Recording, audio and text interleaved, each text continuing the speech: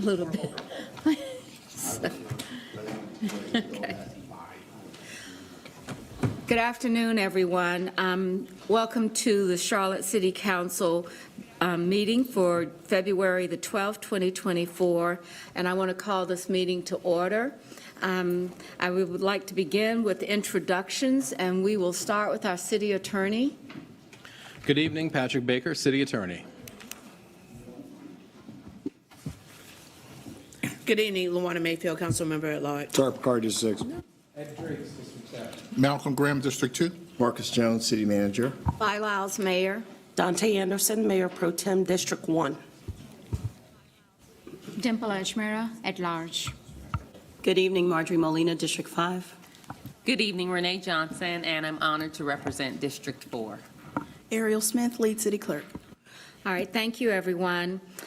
This meeting is our pre-meeting before we go downstairs for our meeting that will discuss our policy items. But right now, we have our consent items, and I believe that we have a motion, or I'd like to have a motion for consent items 27 through 54 with the exception of 35. So moved. Second. And Madam Mayor, I believe 49 and 50 were deferred by staff as well. Oh, I'm sorry, I didn't get that one today.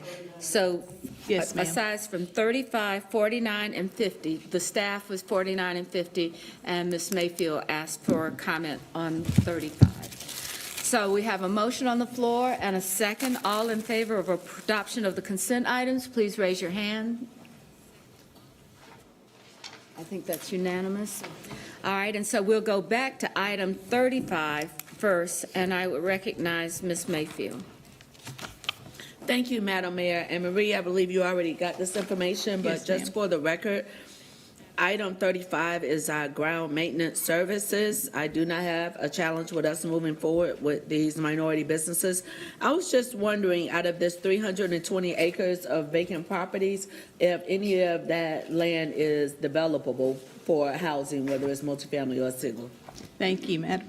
And again, this property, and I apologize, it's not clearly stated in the explanation. It says 320 acres of vacant parcels, but in reality, it's bits and pieces of, the city has 965 parcels, over 5,000 acres, and so this is remnants, and this is for mowing and trash removal and trimming trees on our pieces of our property. But to your point, and I've spoken with Phil Rieger, and he said it's a great segue into his presentation, because he's going to present, here's an inventory of all our properties, and to your point, what could be used for different purposes. So he's going to go in detail with you. So thank you for letting me know I set up a great layup for Yeah. Phil. And with that, Madam Mayor, move to approve. All right, do we have a motion? Do we have a second? And is there any further discussion? Hearing no further discussion, all in favor, please raise your hand. All right. The next item is item 44, land acquisition for tree canopy preservation program. This was removed from our agenda? No, 49 and 50. 49. Someone pulled 44. I thought it was 40, all right, was 45? 44 was, Sorry, ma'am, there was they were two deferred property by staff. That's what I transactions. thought, 44 and 45. Is there any remaining item that requires a vote of the council? No, ma'am, you pulled 49 and 50, and those are the two that are being deferred by staff to an upcoming meeting. Okay. All right, so then let's go on and begin our meeting that we have our consent and action review items that we've already covered. So we will now go to the city manager. Well, thank you, Mayor, members of council. Tonight we have two items under action review. One would be the proposed 2024 state and federal legislative agenda. Dana Fenton will be presenting, and there's been a series of discussions in the Budget Governance and Intergovernmental Relations Committee. And then, as Marie mentioned earlier, I think Councilmember Mitchell said something about it before, I guess at the annual strategy meeting. And then I like the way you said that, Ms. Mayfield, the layup for Phil tonight. A year or so ago, we had a number of discussions about city-owned land and how are we best utilizing city-owned land. I think we had conversations about $1 leases and a lot of discussion about let's make sure that we are really having a collaborative approach. So Phil's going to come back. I know it's been a while, but tonight talk about the various categories of city-owned land and what could be some potential uses of them. So, Mayor, those are the two items that we have teed up for tonight. Before we start those two items, I've left off something on the council nomination to the various committees. We are pulling item 14, nominations to the Charlotte Business Inclusion Advisory Committee, and they will come back at the next time for this, okay? All right. So then, Mr. Fenton. Thank you, Mayor and Council, for having me here tonight to talk about the proposed 2024 federal and state legislative agendas. These issues have gone through the process of the BGIR committee, and I might need a little bit of help here with this remote control. Let's go to the first slide. Let me show you where we've been so far this year with the proposed agendas. They were first presented to the Budget Governance and Intergovernmental Relations Committee on January 8th. Then we met again on February 5th. At that meeting, the committee adopted the proposed federal and state agendas. And last evening, on February 5th, the committee chair, Ajmira, reported out the committee discussion or the committee action at committee discussion. And we're here tonight to talk about what's in the agendas for everyone's benefit. Next steps after tonight. We'll be back before you. The plan is to be back before you in 2 weeks to ask for your consideration of these federal and state proposals. And so you don't have to make any decisions tonight on this. And then from there, we'll be, after adoption, we'll be on parallel tracks. The first track is to meet with our congressional delegation in Washington over the March 12th, 13th period. And that will be those are basically the congressional delegations. And then, of course, in April, we'll be meeting with and we just have a date for this. It just came in the other day, April 10th, for our state delegation briefing right here at the Government Center. So we still have a lot going, but I think we have something good to report to you tonight. And just to give you just an idea about 2024, 2024 is it won't be as many work days for the U.S. Congress this year, and also the General Assembly will only meet for about 2 months starting in late April. And they will want to be out by July 4th at the latest. And then because it is a short session, there are some bill filing limitations this year. And we have to look for things that that are achievable in this current political climate. And also, things that we look for should be actionable through legislation, budgets, and grant requests. And more importantly, we try to do no harm. We don't want to bring up an issue that's going to elicit a response from the General Assembly in particular that may be injurious to the city. Also, we do have a new position on upward mobility this year. I'll get to that in just a few minutes. And then also the legislative agenda itself. I'm trying to show the linkages this year between the federal and state agendas. So many of the issues we deal with at one level are also addressed at the other level.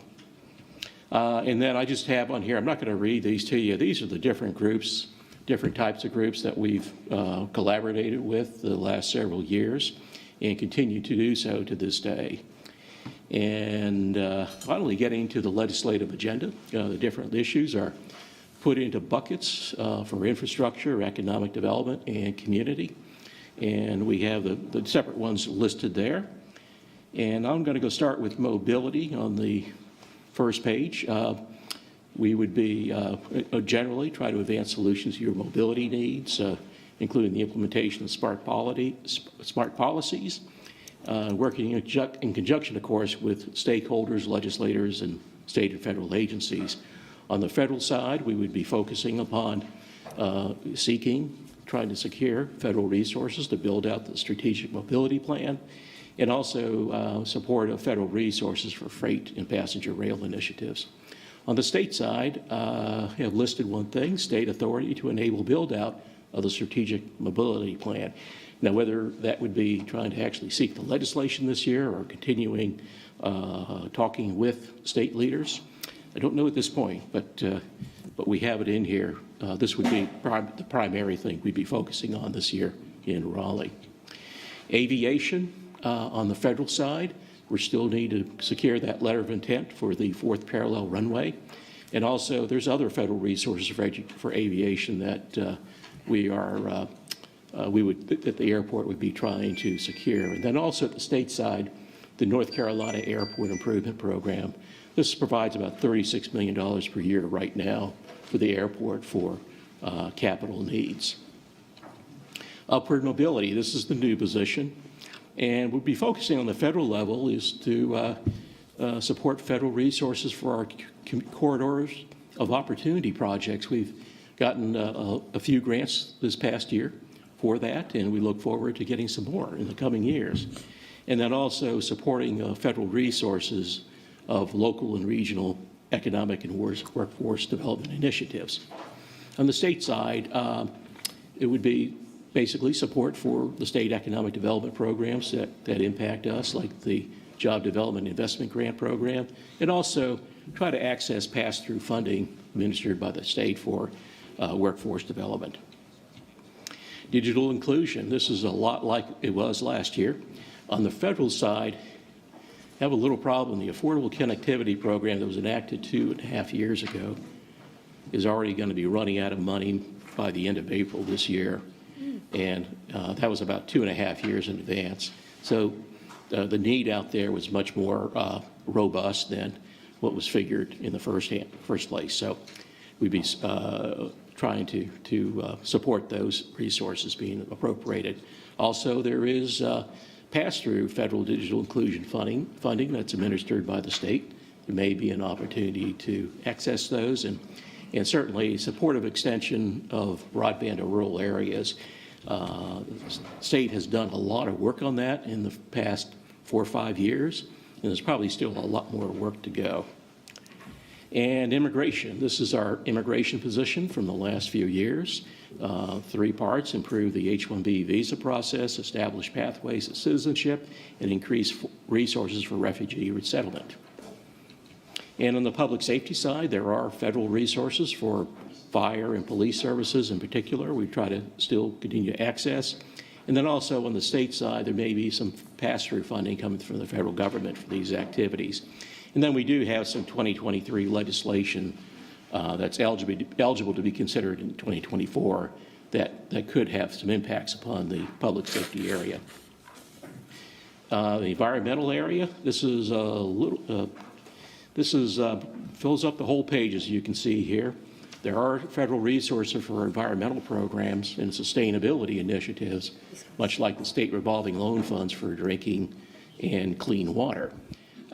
And then we have also support of funding for PFAS and lead service line replacement. There's a probability, pretty high probability, that some new unfunded mandates will be coming down out from the federal government this year on both areas. And I know that's an issue that Angela Charles looks forward to addressing with you at the, I think it's the April budget workshop. And then we have support of environmental justice initiatives. I think this council's taken a pretty strong stand in favor of that. And then on the state side, there is the pass-through funding that comes to the federal government that's administered by the state. And then we do have a PFAS issue at the state, is that because of what happened in eastern North Carolina, there's a lot of proposals that will be floated during the session, or we have had that experience in the last several sessions, that would try to regulate PFAS. But we found that there's a consistency issue between the federal and state government initiatives. And then also there is some 2023 legislation to be considered in 24. We want to be ready for that.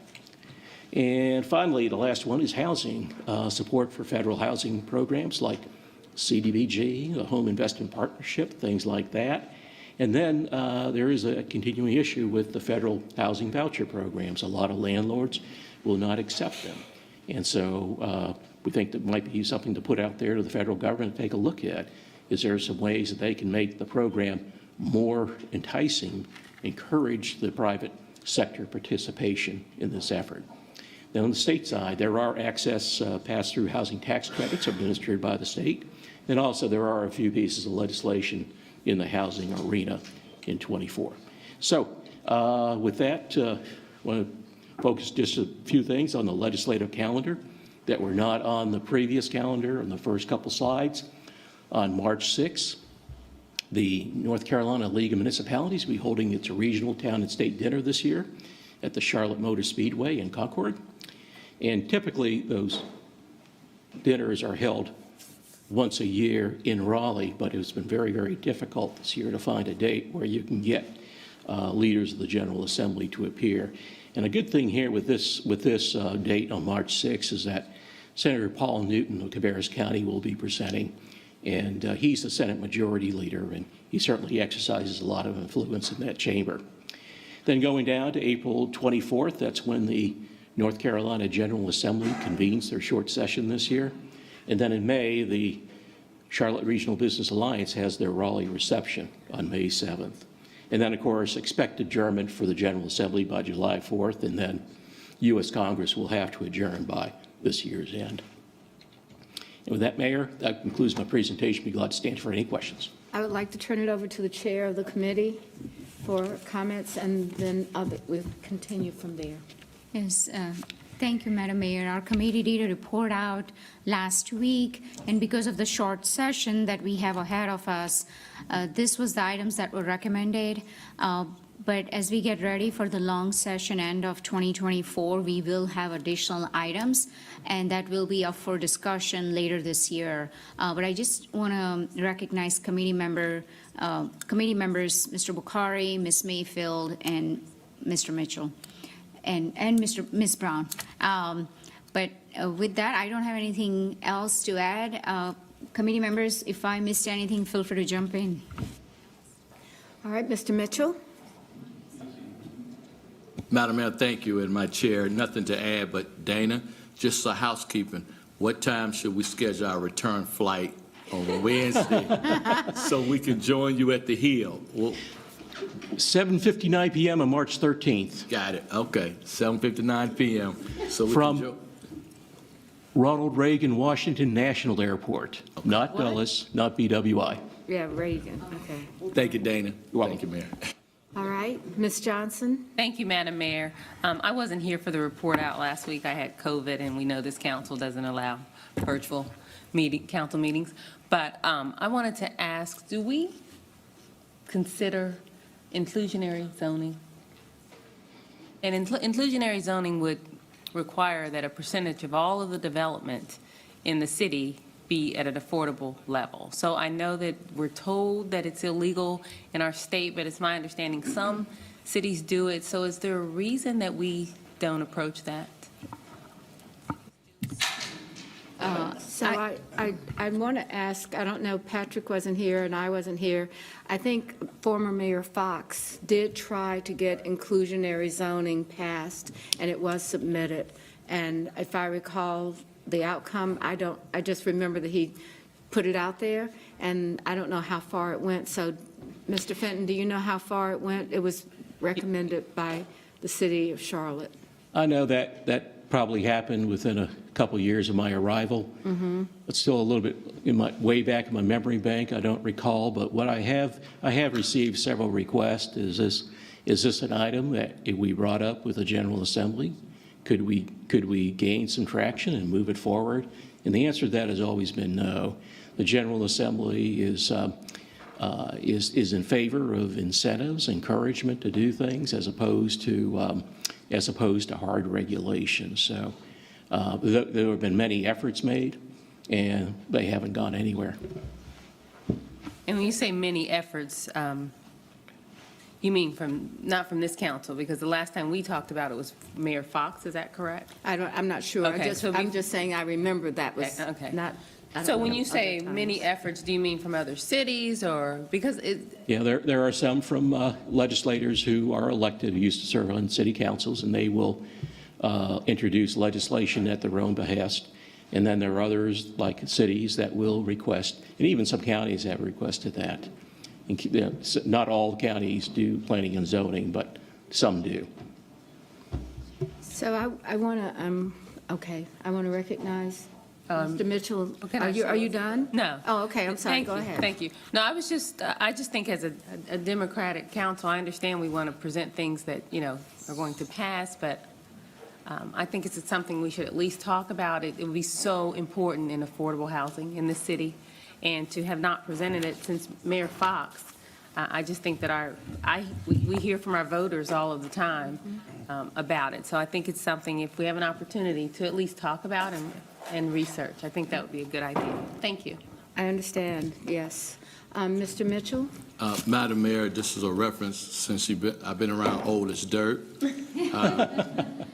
Councilman Johnson, I agree with you on the topic, and it was Mayor Fox, and I think we have tried unsuccessfully the last 3 mayors, because even our delegation has not been warm to the idea of pushing that forward. And so I think it's been hard for us to drum up support for inclusionary zoning. So just some background information. And also, Councilmember Johnson, I would add in one other thing, because it is a 2024 short session, we are limited in the types of legislation that can be filed this year, especially on statewide legislation like this. So any local legislation, as Mr. Mitchell mentioned, it wasn't you have to get a unanimous consensus from your delegation to introduce it even. And on top of that, any statewide legislation, there's a lot of limitations to doing that. So it would probably, we do not see that as achievable in this year. Right, but there are some cities in North Carolina that have it, is that my understanding? Some cities that have what? That have enacted? I have seen some cities add this to the legislative agendas, but in terms of being active, trying to advocate for it, I've never seen that. Okay. I think it's something that's put on there, and they just, frankly, a lot of them just are expected to die. Thank you. Ms. Ajmira. Thank you. I think the committee has an important task in identifying issues that we can truly move needle. There are a number of items we can add to our legislative agenda that we know that wouldn't actually bring any traction or wouldn't be achievable. Councilmember Mayfield had raised a legislative item for federal legislative agenda where hedge funds would not be allowed to buy up homes over 75 units or 100 units. That's sponsored by Congresswoman Adams and Congressman Jackson. But we know that that is not something achievable under the political climate that we are in. So while recognizing that, we champion the items that we know that we could bring traction to and are really achievable versus the ones that could potentially jeopardize other items that are achievable. So I think there is a balance that the committee was trying to balance our priorities, our wants versus needs. And I think that's what you see in our legislative agenda is, okay, here are some of the items that we have presented that we can truly bring traction on and say, hey, we can successfully deliver on. Thank you. Mayor Pro Tem? Thank you, Madam Mayor. I'm not a member of Ms. Ajmira's committee, but I did sit through the discussions, all of the recent discussions, and Mr. Fenton, what I think your comment is probably the most salient, which is this is a short session. We have a very robust legislative agenda here, and there's some pretty big things we're trying to make traction on. And so we have to balance what we have right in front of us and the opportunities that are a little bit further down the runway. So certainly as it relates to housing, a lot of the efforts that are on our legislative agenda for housing, strengthening the voucher programs and others are really important, and we need to continue to focus on that, as well as some key things like like mobility, and of course, strengthening the airport, which is one of our largest economic generators in the state. So we just need to be very mindful and manage how we add and subtract to the legislative agenda. Thank you. So, Mr. Driggs? I can't see yet how what you just showed us translates into the typical legislative agendas we've developed in the past. And I think to Ms. Ajmira's point, we need to understand that what we're doing here is we're going into somebody's office and we're saying, I want you to help me with something or with a few things. Now imagine if somebody came to one of us and said, okay, I need you, a citizens group, somebody, I need you to crack down on crime. I want you to bring the cost of housing down. I want you to do this. I want you to do that. We can't engage in a debate. These guys are under time pressure. So what we're thinking about is, here's something I'd like you to do. Can you do this for me? And it relates to a need that we have here. And that list, in order to have any effect, needs to be pretty short. So if I walk in and I have 10 items on my list, I just don't expect any action on them. So to Ms. Ajmira's point, the thing here is, let's make this personal and immediate, actionable, and talk about things like the airport, the runway money. I mean, that's something that we can bring up, that we might be able to get help with, that is, and it's not just debating the subject of housing. There's a statewide law in effect that says municipalities may not impose ordinances that require mandatory inclusionary zoning. And the discussion around that is extensive. It has to do with what kind of a taxation, in effect, that represents. When you introduce that requirement, you make changes happen in the housing markets, and you place burdens on certain people, which are in the form, effectively, of a tax. And the legislature isn't inclined to go there. For us to walk in and try to have that conversation again, which has happened over and over, simply undermines our credibility in terms of the things we want to accomplish. So I just hope we can get this banged into some sort of shape where the person reading it or hearing it feels motivated to do something for us. Thank you. Thank you, Mr. Driggs. I think that is the key point, Ms. I just wanted to mention something, if that's okay. Madam Mayor, I just wanted us to go back to the housing slide. So here is one actionable item. What we want to do is tap into the housing tax credit, create more affordable housing, same at the state level as well as the federal level, because we are trying to increase the housing funds that we have. So that is actionable. I think this is where we can get traction on and truly address affordable housing crisis without engaging in a debate. So that's. I think that's a great point to come back to, Ms. Ajmira. I think that covers a lot of these items. I think what we really need to do is have the committee working with the staff to define those things that can be done, that are realistic and feasible under the state or under the federal government, because they're separate things and initiatives that we need, because we all need to be talking about the same effort and the same decision-making, because if we're not, then it makes us look disjointed.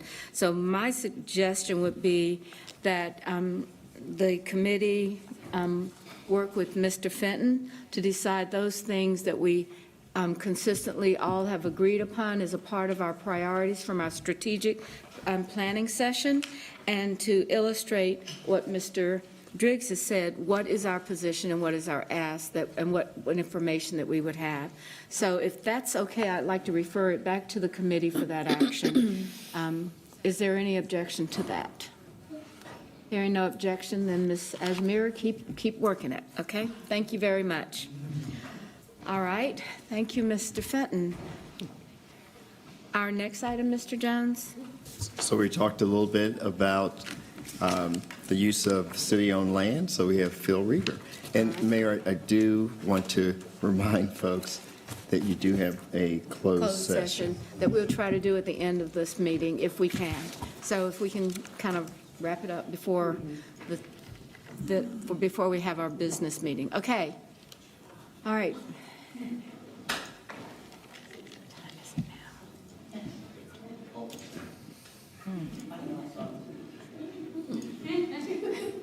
Is, Oh, why this is here? Hold on. oh my God. Okay. All right, okay, we are ready to start as soon as Mr. Rieger is ready to start, so thank you. I don't think this works. No, I think it should be. Okay. All right, good evening, Mayor, members of council. Just for the record, I'm Phil Rieger, Director of General Services, and it's a pleasure of mine today to give you an update on staff's efforts to inventory and evaluate city-owned property. And I just wanted to take just a moment and introduce Greg Crawford here to my right. Greg is our Real Estate Division Manager. He's been in that role for just under a year, I believe, and so I just wanted y'all to see Greg's face because it's because of his great leadership that this work got done. So the purpose of this project was to develop a tool that would help staff manage better the real estate portfolio, but also, and maybe more importantly, to help policymakers and decision makers best leverage city property to achieve city objectives and city priorities. Last year at our March 13th council business meeting, I described a collaborative process that included the participation of 8 different departments. The team's charge was to evaluate the city-owned parcels and designate a future and highest best use recommendation. This evaluation is different than evaluations of the past, primarily because it's the first time we looked at all the properties together, and we did so in a very, very collaborative manner. And so staff's completed that initial evaluation, and so tonight I'm going to share with you some summary results and next steps. So as work progressed and staff thought through the future highest and best use for property, 7 categories sort of rose to the top. And those 7 categories are listed here on the left of the slide. The team designated all 965 parcels. That's right, we looked at 965 separate parcels, and all of those were designated in one of these 7 categories. And for the most part, the categories are self-explanatory, so I won't read them to you, but I wanted to highlight 2 that may not be so self-explanatory, and that is the category of annual review. An annual review refers to property designations that could change due to market conditions, market opportunities, and they need review on a regular basis to make sure we're staying close to what's happening in the area of those properties. And then finally, remnant properties. Remnant properties are parcels that have no discernible use. They're typically very small in size, and they're left over from capital projects that we've acquired right away for example. They typically are undevelopable pieces of property unless they were assembled with adjoining parcels.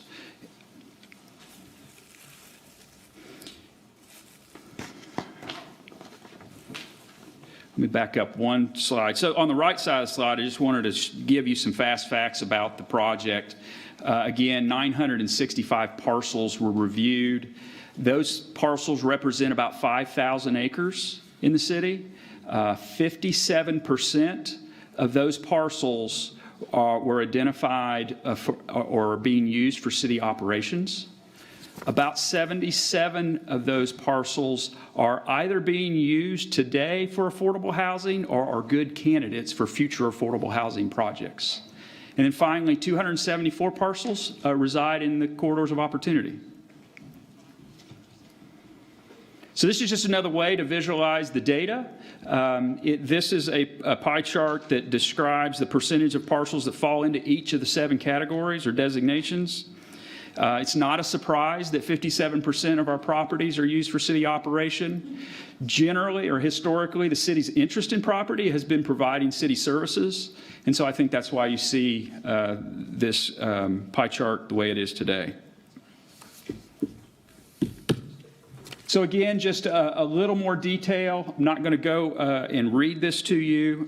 This is a more granular view of the data. It kind of describes the power of the data. This is the first time we've had all this data in one place. Just so for an example, if we pulled out affordable housing just because it's on the top of the list, again, 77 properties that either are being used today for affordable housing projects or are good candidates. That represents 55.8 acres, and 46 of those properties are in corridor of opportunities, and you can kind of see how the other categories lay out in front of you. And then finally, as it relates to next steps, we're really excited to put this tool to use. Currently, additional evaluation of properties designated for affordable housing is underway. And it's underway in an effort to develop a summer RFP. So we're real excited about the fruits of that effort. Economic development is continuously evaluating market opportunities, and this is another data source that they have available to them to see opportunities to include city property.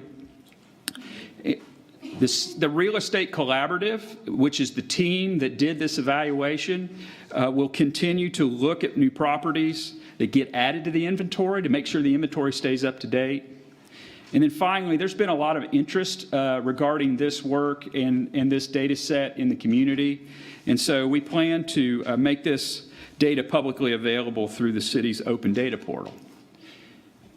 And Mayor, with that, that concludes my brief presentation. I'm just really excited about the opportunity to present the work to you, and I'll turn it over to you, Mayor, for any questions. Well, thank you first and foremost for, it's very unusual for something to be absolutely new to this organization, so really appreciate the work that's been done. And I want to recognize Mayor Pro Tem. Thank you, Madam Mayor. And thank you for the presentation, Mr. Rieger. Just a couple questions.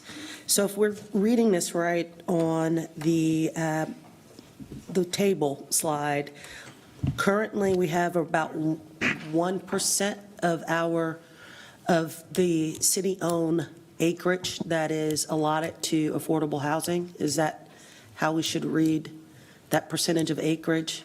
That is correct, 1.1% of the total 5,000 acres, so 55 acres would equate to about 1%.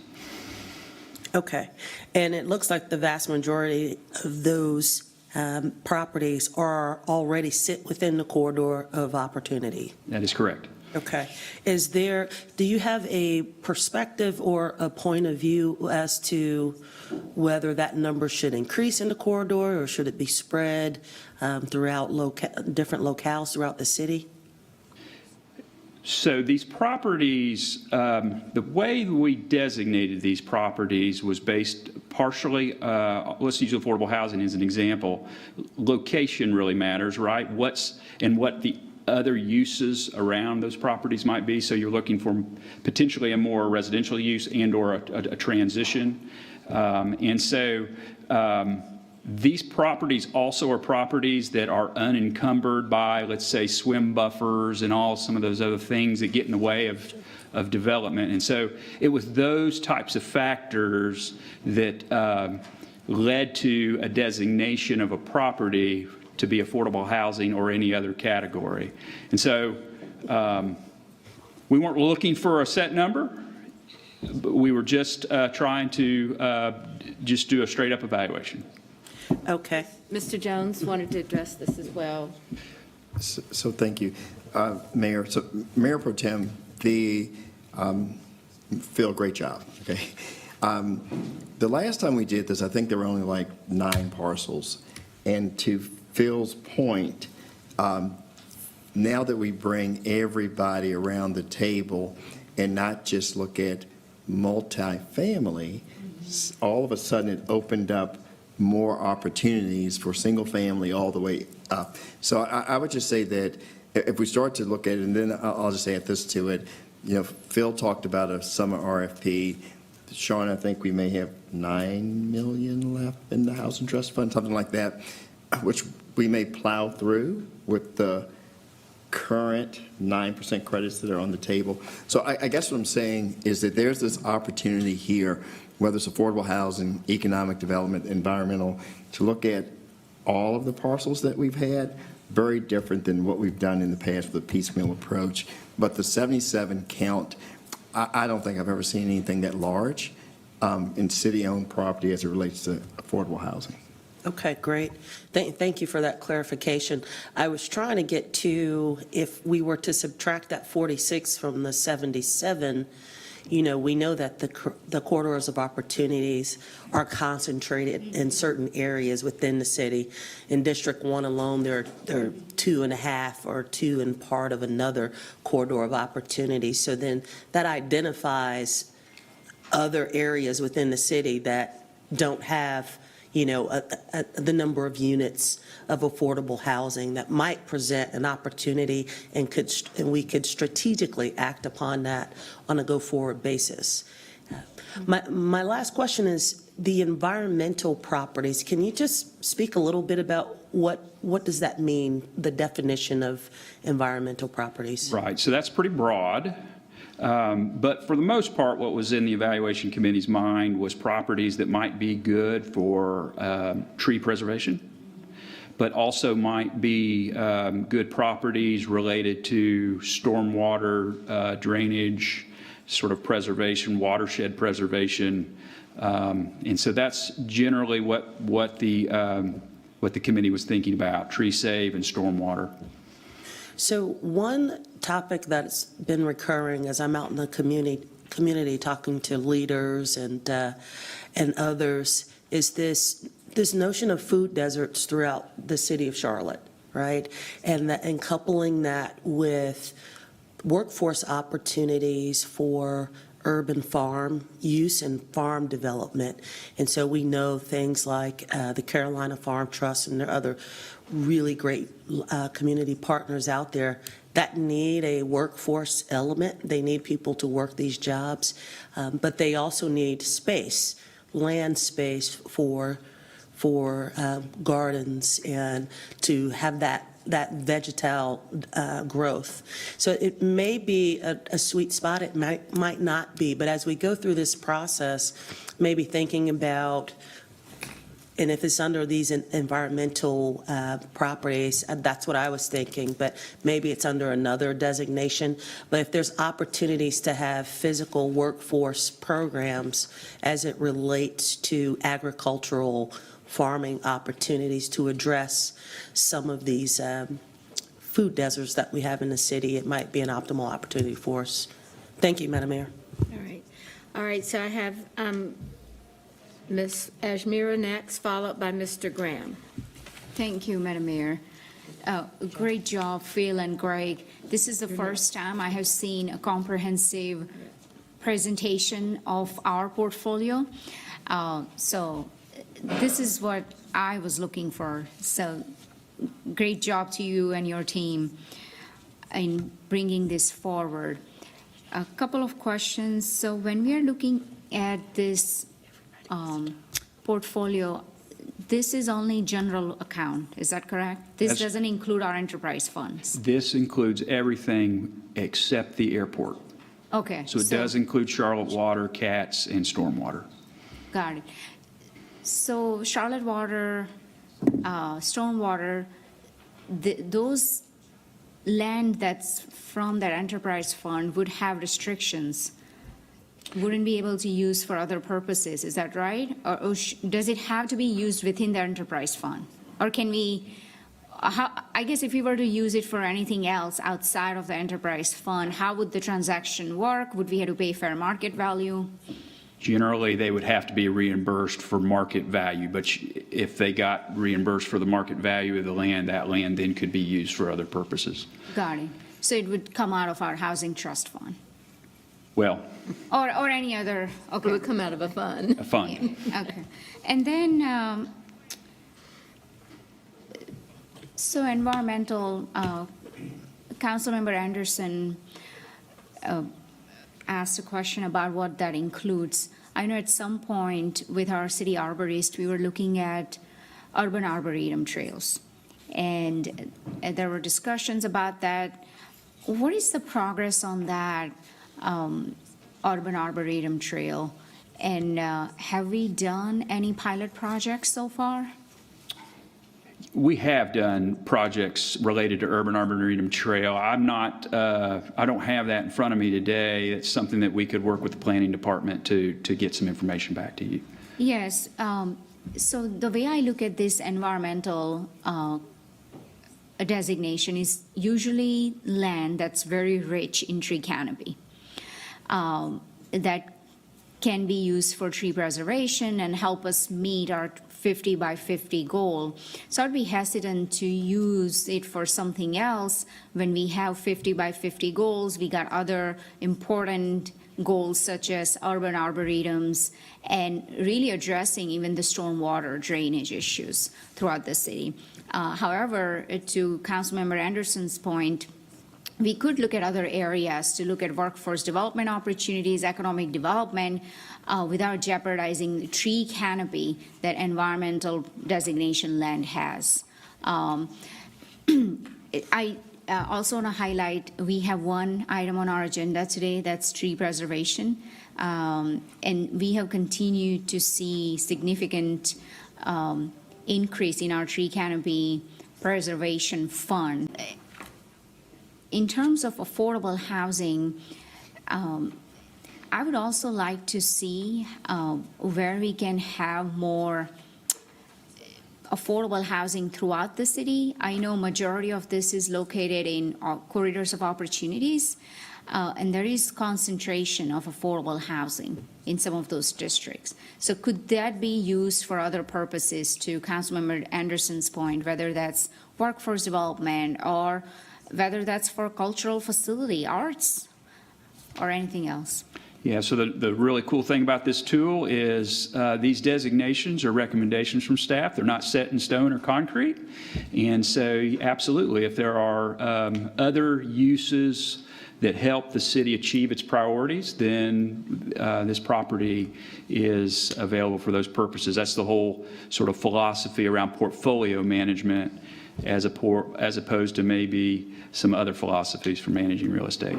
And one other point that I wanted to make on environmental that it just sort of came to mind, one other designation for environmental is where our landfills are. Our old landfills that we manage are in that environmental category because they're important for other environmental reasons. Right. So this, I don't see transportation or infrastructure. Does that? So city right-of-way is not in this. City right-of-way is a got it. different kind of real estate. Okay. All right, that's all. Thank you. All right, and so next we have Mr. Graham, followed by Mr. Mitchell. Thank you, Madam Mayor, and thank you for the report. The affordable housing line item 77 count, did you guys also break it out in reference to the proximity to transit and the bus lines in terms of where those properties are? We have not done that yet, but the cool thing about the data is we can overlay a lot of GIS layers, and we can do quarter-mile, half-mile radius around all of our properties. So we haven't done that analysis, but that is absolutely an example of the power of the tool. And the same question goes for the 6 economic development properties that are in the corridors of opportunity in terms of their location, right, and their proximity to transit line and bus lines and those type of things like that. That kind of, you can start imagining how those things could be utilized for sure. I think that would be most helpful. I guess it's a question to the manager and a question to council, not to be answered tonight, but I'll ask it. Now that we have the data, now what? Right, in terms of how do we connect the data to the priorities, like affordable housing? We talked about this for years now, right? And I think we all campaign on it. City land for affordable housing, right? So we've all said that at some point in time. How do we kind of realize that and make that a reality? And how do we take a look at those properties, wherever they may be, in the corridors of opportunities for economic development opportunities for small businesses along these corridors? And so how do we kind of strategize? We have the information that's in front of us to connect it to priorities.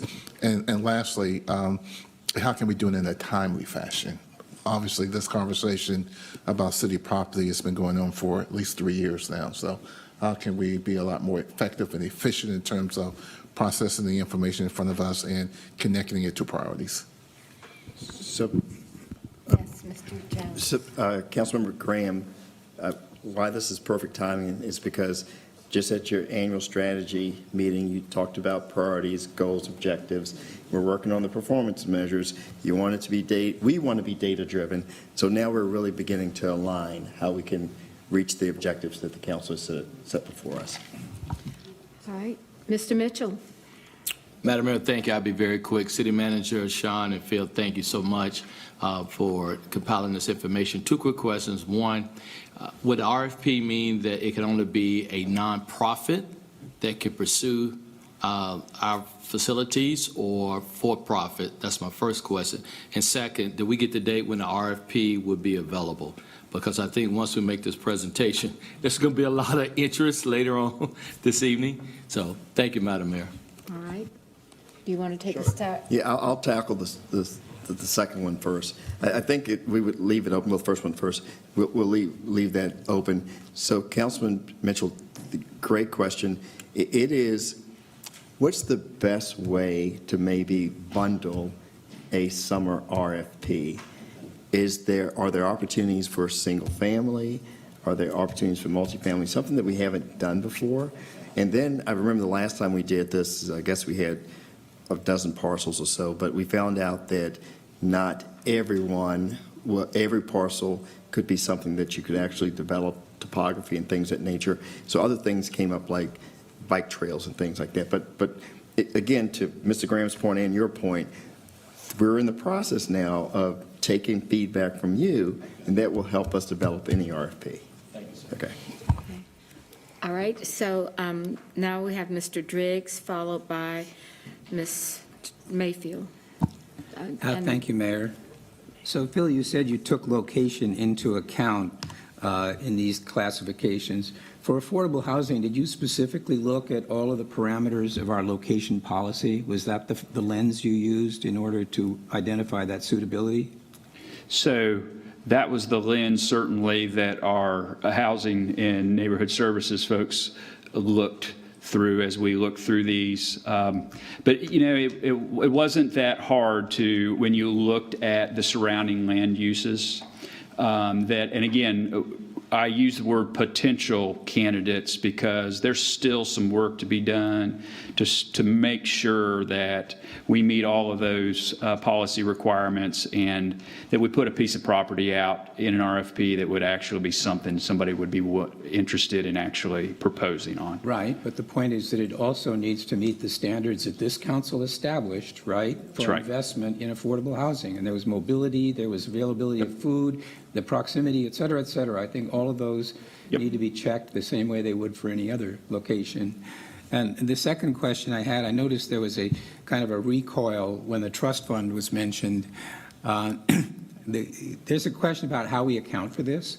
So if you take a city property on our balance sheet and you remove it, you need to replace that with cash. Now, the cash needs to come either from somewhere else in our accounts or new revenue or something. And what I'm getting at is the trust fund is what the public approved in terms of bond issuance for the purposes of housing, and it's a separate category of bond issuance, a separate accounting. So if you get an enterprise fund or the general fund and it commits an asset to this, then that fund needs to be reimbursed, and the logical place to do that would be the housing trust fund. And this should be treated like any other trust fund transaction with that property in the capital stack, the same way do it for everybody else, because I think we owe it to the public to be transparent about the priorities that we're pursuing and the investments that we're making. This should not be a backdoor way of kind of concealing the fact that we're investing more in housing than the public approved with the bonds. And in that context, too, I mentioned there could well be cases where the best thing you can do is just sell that land. And if you want to, use the money for housing, but don't compromise your ability to create housing because you insist on using something that the city didn't acquire initially for the purpose of housing and that may not be ideal. You know, the alternative is always, you just sell it and use the cash to buy up the properties in line with a strategy that we have on the location and the type of investment we want to make in housing. Thank you. Ms. Mayfield? Thank you, Madam Mayor. You would let me go after Ed. I appreciate that. So, in direct contradiction to my colleague, we have done that. We have had lots of land throughout the city that we sold for so-called highest and best use and many missed opportunities. So one, Phil, team, thank you for pulling this together. As we drill down and we have this conversation, Mr. Manager, you and I have already had conversations. I would love for us to look beyond because our corridors of opportunity have changed from when we first went into certain areas and made investments. What I have not seen, and I don't necessarily know if it's our responsibility or if there's a way to partner with UNC Charlotte to look at where did the people go. So for those who once were in those areas identified as corridors, opportunities that have been displaced for with whatever reason, are they still in Charlotte? Have they moved outside of Charlotte? What does that look like? Phil, question for you on these remnants. Yep. So we are saying that it's about just under 60 acres in the remnants. Now that we're having the conversations of quads, duplexes, other things, it will be helpful if we can break that out, because I know a lot of the time we were really focusing on multifamily, larger products, and now that we're looking at single family, have we added in the quads, the duplexes, things like that? And if there's a possibility to break out even more what it can look like for potential housing opportunities. But also keep in mind, we're having this conversation within creating partnerships with our religious institutions. Here's also a great opportunity for us to be looking at the land that we have that might be adjacent to one of the institutions that are ready to come to the table to help us move forward, where they might have land. We might have a remnant piece that's adjacent to their piece of land that can give us a better lot to build on.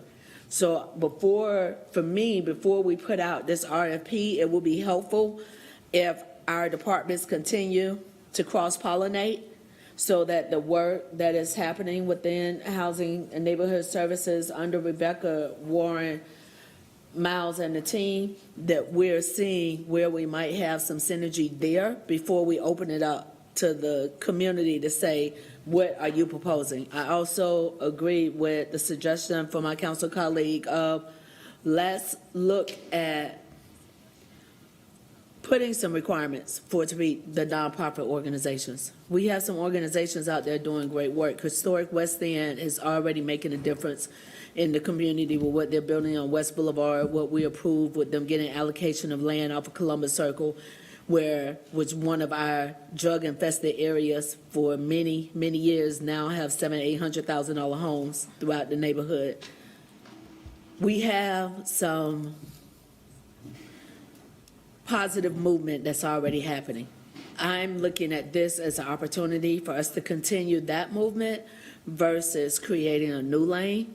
How do we strengthen up where we've made investments and where do those investments need to go moving forward? So getting a better idea for me of what that remnant looks like in comparison with environmental, because for me, environmental will also include our parks, our streams, our trails, where we said it might not have been good for development, but that was yesterday's development. Right. Is it potentially a good opportunity for today's development, especially if we're going to partner with that remnant piece? Thank you. Thank you. Ms. Oh, go ahead. Thank you, Councilmember Mayfield. I will say that the remnant piece, I don't want people to get too excited about that. It's kind of messy. It's little slivers, and, you know, in some places, the best thing to do is to just give it to the adjacent property owner so that they would pay taxes on it instead of us. So I'm just saying, so you can help me out, Phil. I think you guys really zeroed in on what could be, I'm sorry, Councilmember Mayfield, you are correct. If a remnant can square off something and help with a house of worship or something, we'll go for it. I just didn't want you to think that we have It was a quarter of an 119 opportunities out there. It's, okay, got it, okay. All right, Yeah, okay. you got to be a little bit smaller to be a remnant. So next, we have 3 other speakers, and we'll start with Ms. Johnson. Thank you, Madam Mayor.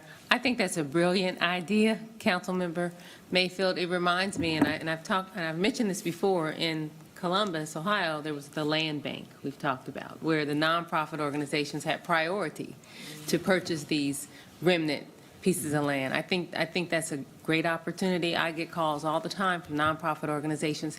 How can we have access to city property? So if there were that opportunity for, first and foremost to align with the faith-based organizations, or if there's that opportunity to expand their land. But these remnant pieces, if we could open those up to nonprofit organizations where they could have those gardens. There's some lands, I saw something on the news, there was a gentleman that won the lottery, he won $200,000 from a scratch-off, and he's putting money into these little tiny homes or something. So there might be opportunities for nonprofits to buy pieces of land if we could do that. So I think that if we can make it a priority, because we're doing a lot of great work for nonprofit organizations, and I think this is an opportunity to kind of expand upon that. Also, from an ED perspective, I had the pleasure of going to one of the co-working facilities this weekend, and it was so cool. I think it's Hygie, is that how you pronounce it? Hugie. Hugie. Okay, Hugie, thank you. But if we had something like that, and we've talked about an incubator for nonprofit organizations. Good life. So if we had one of these buildings for nonprofit organizations who can't afford those co-working facilities, and there are a lot of grassroots organizations that are doing great work and cannot afford office space. We know that prices are going up in this city. We had the discussion during zoning. Small businesses are being displaced. So if we look at our properties from that perspective, ED, and for nonprofit organizations and small businesses, and then the remnants for nonprofit organizations to have access or priority to purchase those at a very, very discounted price, I think that would be a great thing to consider. Thank you. All right. Ms. Molina? Thank you, Madam Mayor. Wow, you go at the end of everyone else speaking, and they've pretty much said to some degree what you would ordinarily say. So I don't want to belabor any points, take any extra time, but I want to go back to what the Mayor Pro Tem mentioned, specifically around the corridors of opportunity, because what I know we're going to find is a lot of emphasis around the corridor. So, first of all, I want to say to you guys, thank you for this, because the one thing that I know, I think my point is going to lend itself to, certain areas of town being overburdened with affordable housing. But now that we have the quantitative information for guidance, I personally feel like it needs to lend us to some level of policy, right? Because if not, I think we're going to be, kind of nitpicking, kind of picking our way through this on a one-by-one basis. District 7 is different than District 5. District 5 is, District 6 is different, District 3 is different, right? So if we don't create something that is a policy guidance based on the quantitative information that we have, right? Now that we have a full picture of what we have available to us, because I'm sure it was a lot of great ideas, right? We have some great ideas, but then what type of guidance are we going to use? Because I think the most important thing from an equity perspective is that what we do in one, we do in all. The one thing that I have felt since we came into the door, and Councilmember Driggs and I, we've talked about this a little bit, about really making sure, I really would like to see from a decision-making perspective, like what we spend per district from a budgetary perspective. But we got ways to go before we get there. I will not drill down on that, but know that that's coming from me because that's something that I'm interested in knowing. But in the interim, while we have this information and while we're allowing it to make us, better for decision-making, I'd like to offer to the body that I think we need to, look at it from a policy perspective, some generalized guidance where when we're talking about and discussing these, assets, how we would apply that across the board, no matter what part of town we're talking about, because that's how our jobs are designed. Now, personally, if I had to speak personally, as a person where this is my only income, I've dedicated my life to do this job. And what I make here, I couldn't work. So I can't even imagine someone who doesn't have like the flexibility that I have, right? Trying to, let's say if they're a mother with children, or they're a father with children, or they, have a network, they don't have a network. So housing affordability is something that I think we all are going to be a little bit more passionate about, having our community members that serve our community able to afford to live in our community. So as it lends itself as creative as we can be, I'd like to see us be.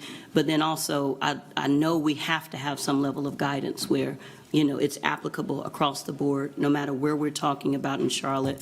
And actually, starting from the place that we have right now, and this is just an assumption with no specificity, I know that some of these affordable units are more concentrated in some areas than others. So it's going to leave us kind of chasing,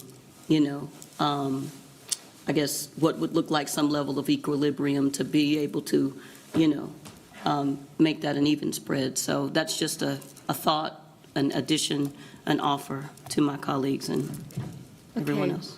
Mr. Bakari. First, good job, Phil. It's always good for a company to have a list of its assets, so I'm glad we're moving that forward to the next step. I just have two quick questions.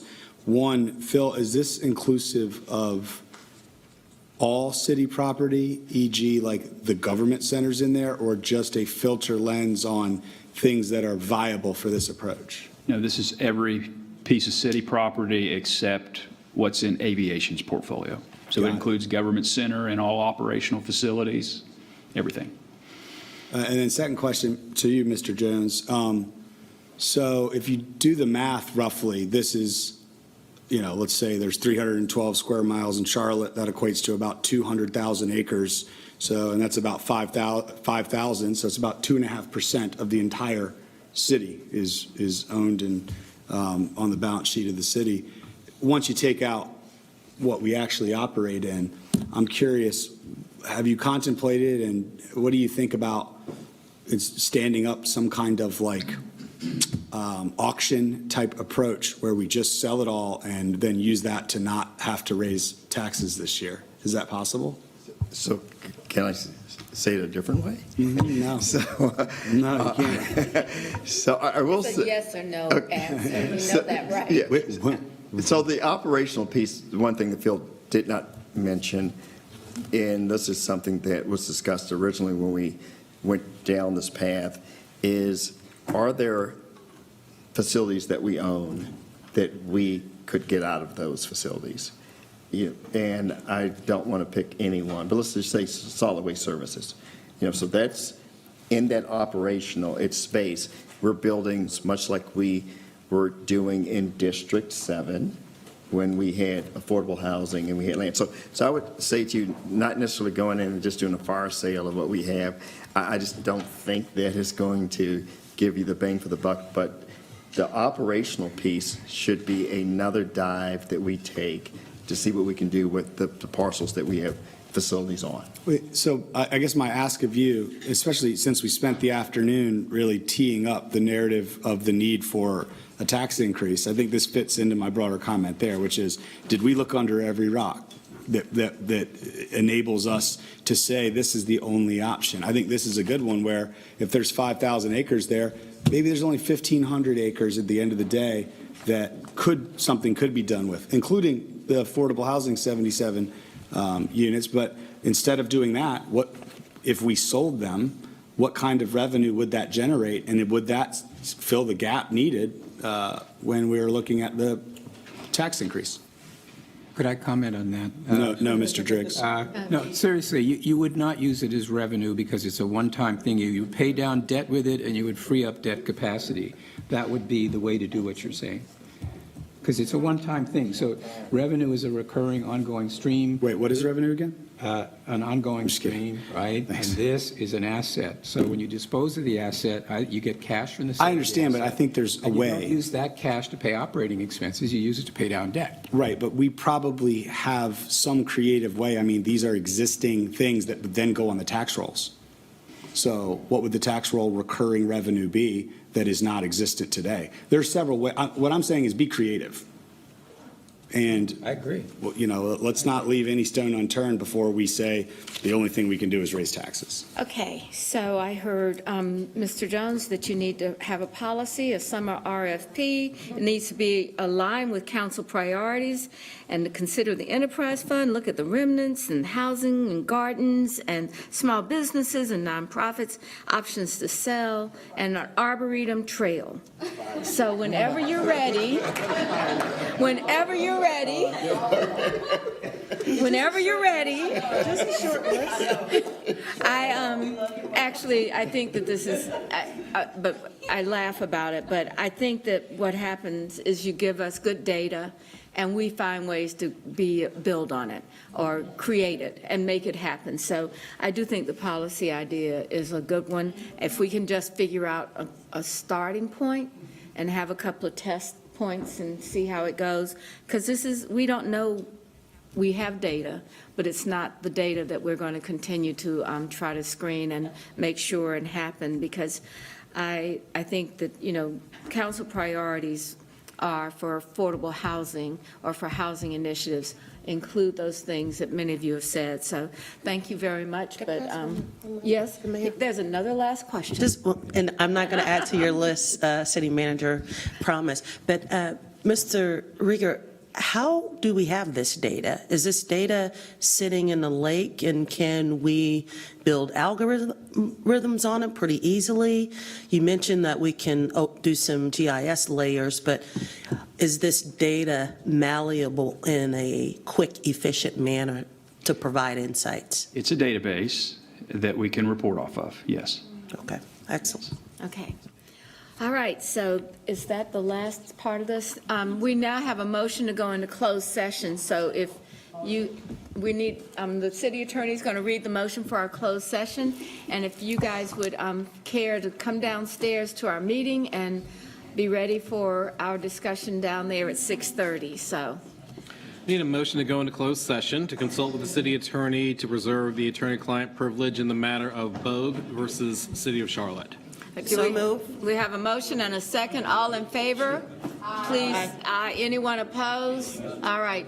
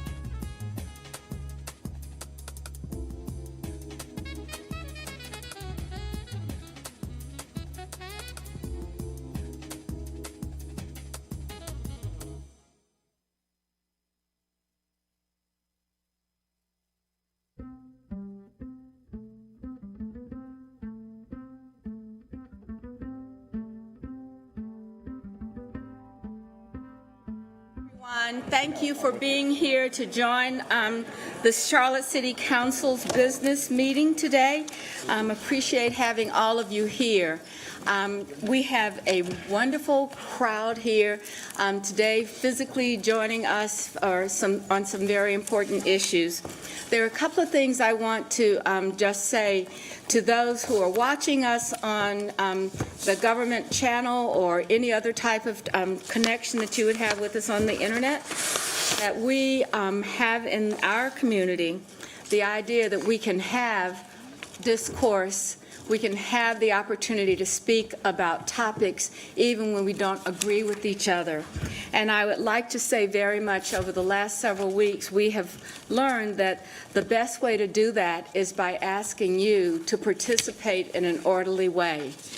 Now, the worst thing I can say is that if you don't participate in an orderly way, you will be asked to leave the chamber. And that's unfortunate, but that's where we are sometimes in our in times like this. And so I just wanted to make sure that everybody's aware of that. We've been doing this a little bit over the several last meetings, and I think it just helps everyone to understand what the ground rules are. So thank you for allowing me to review that with you. Now I'm going to begin our meeting with introductions, starting with our city clerk. Stephanie Kelly, City Clerk. Dimple Ajmira, at large, and welcome. Tijuana Brown, thank you for your time. District 3. Good evening. I am Marjorie Molina. I represent District 5. Good evening. I'm Renee Johnson, and I'm honored to represent District 4. Good evening, everyone. James Mitchell, City Council at Large. Marcus Jones, City Manager. Vi Lyles, Mayor. Good evening, Dante Anderson, Mayor Pro Tem, District 1. Malcolm Graham, District 2. Ed Driggs, District 7. Tarp Card, District 6. Good evening, Luana Mayfield, Council at Large. Patrick Baker, City Attorney. We begin our meeting with words of wisdom, expression, inspiration, and we follow that with the Pledge of Allegiance. But we also recognize that this is about solemnizing our occasion and taking care of our responsibility to listen and act as a part of this community. So today we're going to have words from Councilmember Brown. And then following Councilmember Brown's remarks, then we will have the Pledge of Allegiance. And please, if you choose to join us, that is fine. If you don't, thank you very much. We'll be fine. And so I will turn it now over to Councilmember Brown. Thank you, Madam Mayor. Thank you so much. So I am very spiritual. I am born and raised in the church, Baptist Church. I'm 1243 West Boulevard, Greater Mount Sinai Baptist Church. Been there forever. And so for those that would like to join, you can. I am going to pray because our city needs that. There is division, and I just want to go in solidarity in my faith. And so at this time, I will say, gracious and eternal Father, Lord God, we thank you for this day. We thank you for all 11 individuals that serve on this council, and the mayor, and our city manager. It is very difficult, Lord, sometimes to make decisions. We ask that everybody be respected, even if you're in opposition. We ask that you look upon us without judgment, as we know that judge those lest you be judged. I thank you for this time in this seat and for choosing me as an appointed vessel to do your work. And that's the only thing I want to do. If I can't do your work, then I don't want to do it. And I thank you for all things come through you, because I'm nothing without you, and I don't try to be. And I just thank you for our officers that serve. I thank you for the advocates that come down. I thank you for the community constituents that are here. I thank you for our staff, and I thank you for everybody that support me. I also thank you for those that do not, for they don't know me.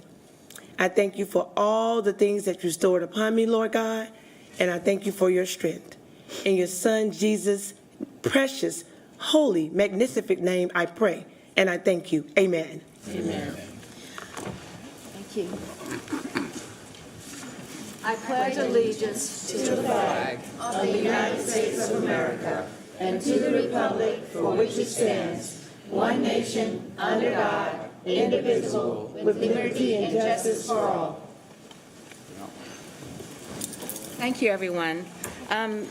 Mr. Jones usually provides us a report that talks about the next 30 days. Do you have this for us today, Mr. Jones? Yes, Mayor and members of council. I do have the next 30 days in my memo, and we'll just, we have the zoning meeting next week. We have the council business meeting on the 26th, where there have been questions about mobility and questions about ARPA. So we want to cover both of those at the action briefing. As you're aware, we have the council committee discussions on the 4th. And then, as Dana Fenton mentioned, you have the National League of Cities, March 11th through 13th. And Mayor, I'd like to just give the rest of my time for the very important policy measure that's coming up next.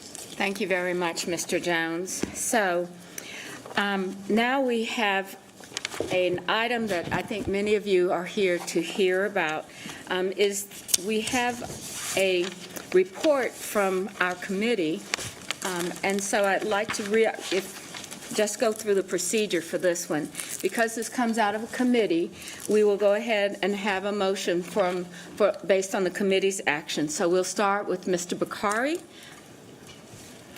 Sure, Mayor. I will make a motion, and I will get to that in 1 second, just to tee it up, I'll make the motion. The motion is to put all 8 of the original ordinances that came out of committee and up for a vote. And knowing there were 2, 15-7 and 15-23, that had some other insights into them, I'd like to make the quick case to the council that we keep all 8 in. However, I understand that there are some that have a level of discomfort. So if another motion is needed to just do 6 so that we do make progress in moving forward, I will support that as well. But for these 2 cases, I just want to make the quick case. 15-7 is unauthorized persons on parking lots. This is, do they have lawful business there? And we've heard issues around that one, and 15-23, loitering for the purpose of engaging in drug-related activity. These are both things that, while it has been called to our attention, there may be some First Amendment issues for us to consider. I would just say, first and foremost, they were already on the books in 2021 and before with no issues. And I can't remember a single instance in my 20 years here that ever anyone came up and it was news or an issue that had been used in an inappropriate way, let alone a way that was suppressing First Amendment rights and speech.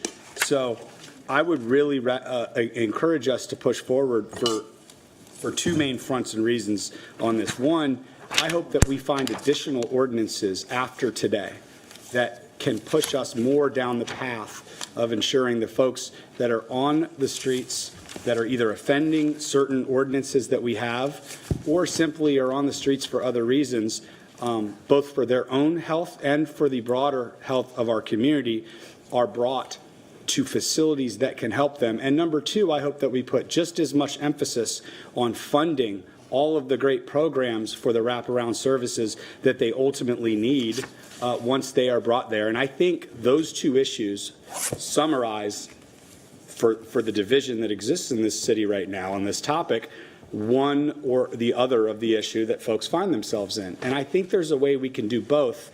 And after many conversations in the community, I think the glue that binds those together and things that we've seen work in other cities is us connecting a homeless court, us finding a homeless court option, because I think one of the biggest issues is when folks look at this, and I think we'll hear from the community today, well, don't criminalize it. Well, I don't think the initial intent is to criminalize it. The first intent is for police officers who walk by a dangerous situation or something that shouldn't be happening, just to be able to say, knowing there is ordinance in teeth, hey, this shouldn't, the next time I come back by here, you can't be doing this, or there will be an issue. I think it goes and hops straight over to the last part, which is someone being taken to jail and into the court system, which is not what any of us want. That's why I think this homeless court offers this amazing opportunity. It's it's populated and staffed by people that are closest to the issue in the community. It's not in the courthouse, it's in a parking lot, or it's in somewhere that's nearby where the issues are happening. And it serves not as a court to criminalize things, but as a mechanism to route folks to the true wraparound services they need so that we get focused ultimately on making sure they have the resources they need. So I will make this motion to take all 8 of these ordinances that were on the books in 2021 and before. But ultimately, if we can't get there today, let's keep working on all those fronts together, and I will support just moving the ball forward tonight.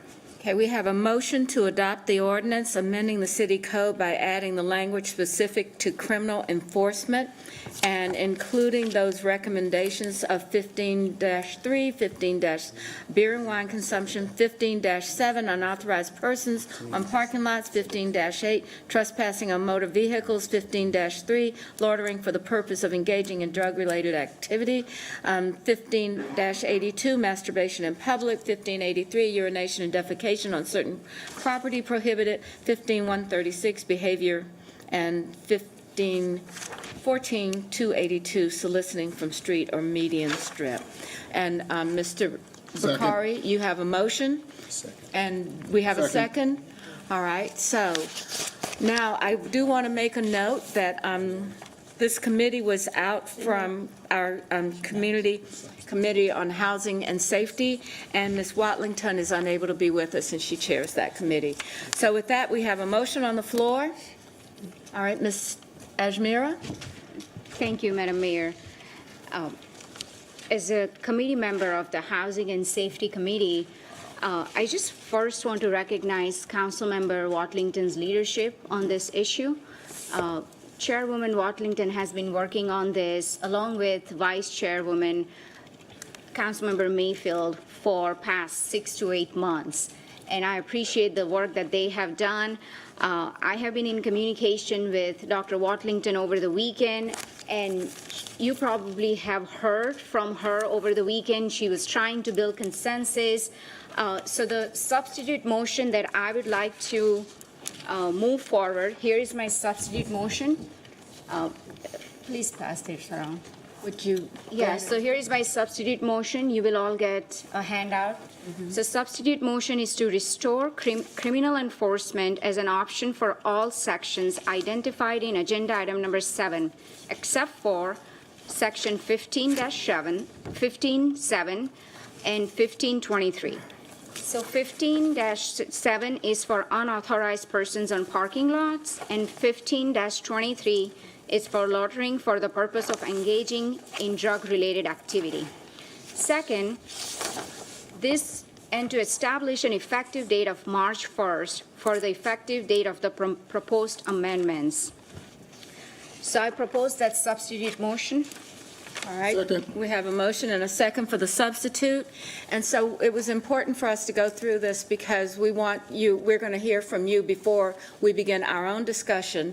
And so we have we have over 30 speakers.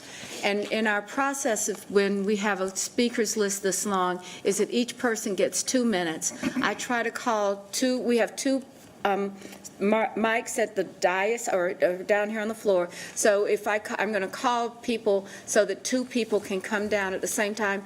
And I always say, be careful, these steps are very steep. So be careful of that.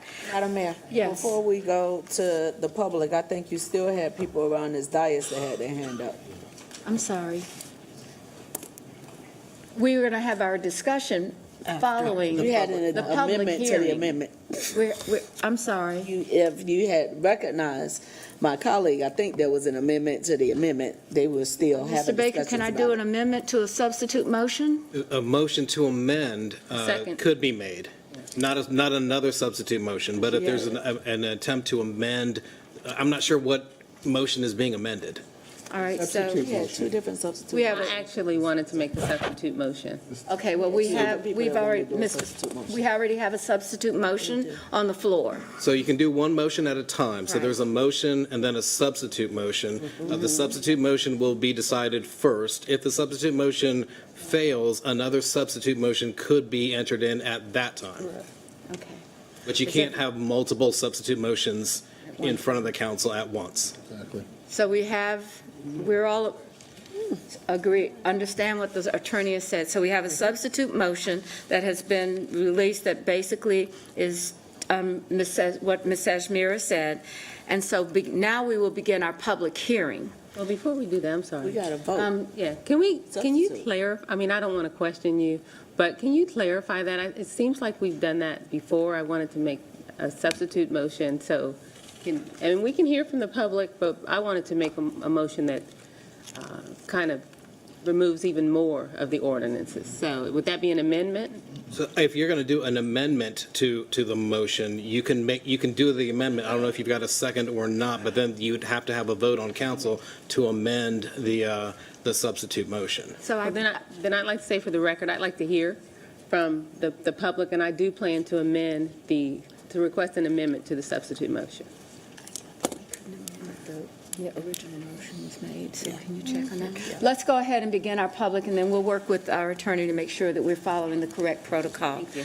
All right, so we have several speakers. Let's begin with Elizabeth Thornton and Peter Weary. Is Dr. Weary here? Oh, no, Is he? I don't see him yet. On his way. Okay, so thank you. He'll be here later. So let's move on. Dr. Sadler, please join us down, and as well as Elizabeth Madam Thornton. Mayor, she's coming down. She's coming down on this side. Yes, that's okay. They can walk over. Okay. Walk over. Following Dr. Sadler will be Greg Jarrell and Rebecca Yarborough. So feel free to come down those steps as well. So we will have Greg Jarrell and Rebecca Yarborough. Okay, next. All right. Ms. Thornton, thank you. It is Elizabeth Thornton Trosh. It looks like my last name was left I know, off the I'm speaker sorry, list. but that's the way you're registered, Liz. I mean, sorry. I understand. I was going to have some questions for you. So, good evening, council members. I'm here as the Chief District Court Judge for the 26th Judicial District.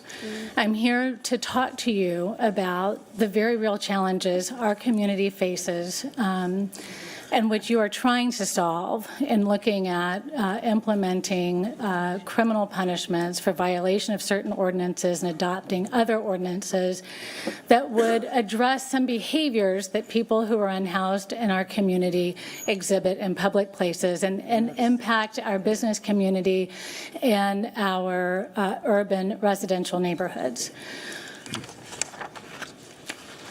These ordinances are classified as Class 3 misdemeanors under North Carolina law.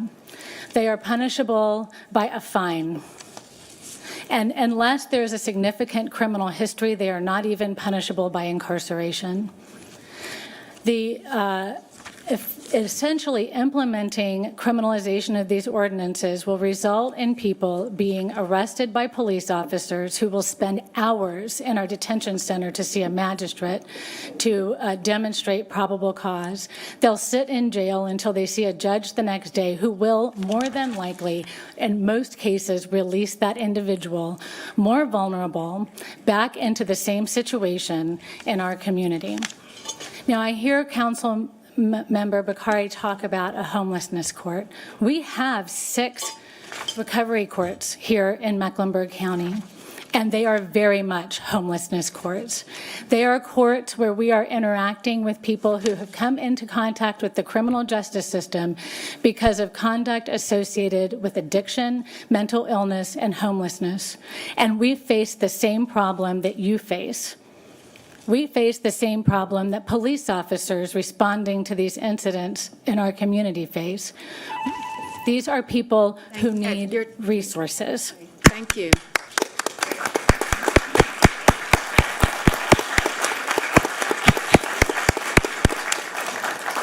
Dr. Sadler. Greetings, friends. My name is Reverend Dr. Rodney Sadler, and I'm here to speak against these proposals this evening because Exodus chapter 23, verse 6 says, "You shall not pervert the justice due to your poor." Deuteronomy chapter 15, verse 11 says, "Since there will never cease to be some in need among you on the earth, Therefore, I command you to open your hand to the poor and the needy neighbor in your land. Isaiah 58:7 says, bring the homeless poor into your house. Matthew 25:35 says, I was hungry and you gave me something to eat. I was thirsty and you gave me something to drink. I was a stranger and you welcomed me. Over and over and over again in Scripture, we see that not only are we to help the poor, but that God stands with the needy. Some have said that God exercises a preferential option for the poor. Thus, to stand against the poor is in essence to stand against God. This is evident in all the scriptures of Jews, Christians, Muslims, Baha'is. Pay your money, take your choice. We know the injustice of the vagrancy laws that were in the aftermath of the Civil War that put black and brown people in jail just for being black and brown. It would be wrong to do that, to put poor people in the jail just for being poor. I wholly understand why we don't want people to urinate and defecate in public spaces, but the way to achieve this is not by criminalizing the act, but by providing alternatives. And this is our moral responsibility to provide these alternatives. In the Bible, those who were impoverished were never demonized or victimized. The Bible recognizes that poverty is not the result of personal failings or individual choices or moral deficits. Poverty is the result of a systemic chronic issue. It is not the fault of the poor that they are poor, but the fault of bad policies and legislating systems that make poverty inevitable.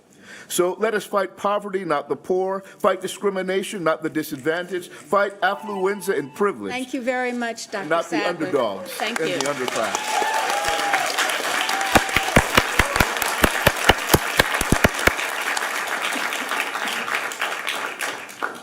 All right, Mr. Durrell and Ms. Yarborough, Pastor Yarborough, thank you. Hi, And then, Council. okay, and would Jake Sussman and Tim Emery please join us? Okay, thank you.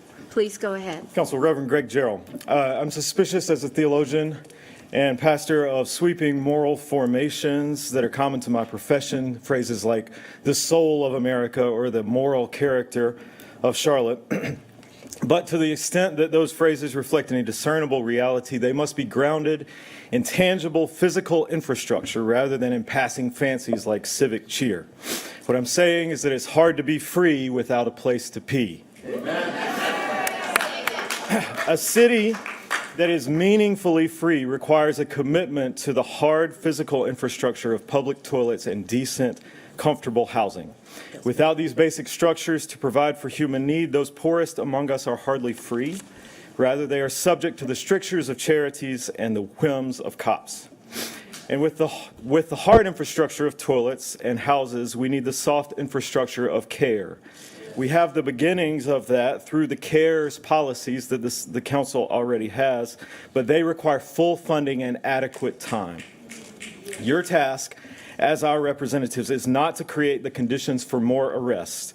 Rather, it is to provide the infrastructure for care, which brings about the condition of freedom.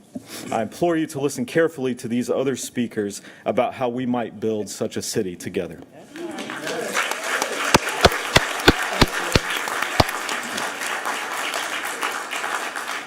Rebecca Yarborough.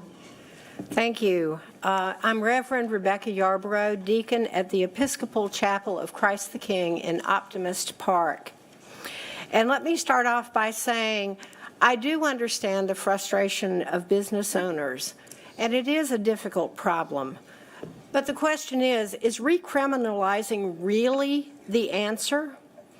Because this is really an issue of economic and social justice, and frankly, care for all of our fellow human beings. In this case, people are going to be charged with a crime because they can't afford to patronize places uptown that have facilities that other people can use when nature calls. I mean, think about it. Think about it. If you can't afford it, what can you do? This is not it's not a road trip. You can't pull over to the side of the road and go hide in the woods. We must put ourselves in the place of our unhoused neighbors who are our brothers and sisters who would love to have a safe private place to take care of their bodily functions. Can you imagine the embarrassment and the shame of not having such a place when you really need to go? And while there's a good deal of discussion about some different solutions out there, I would like to ask you all to take a minute and put yourselves mentally in the place of these folks whose stories so often are not all that different from our stories. And then to remember that saying from the Bible that talks about doing unto others as you would have them do unto you. Thank you. Thank you.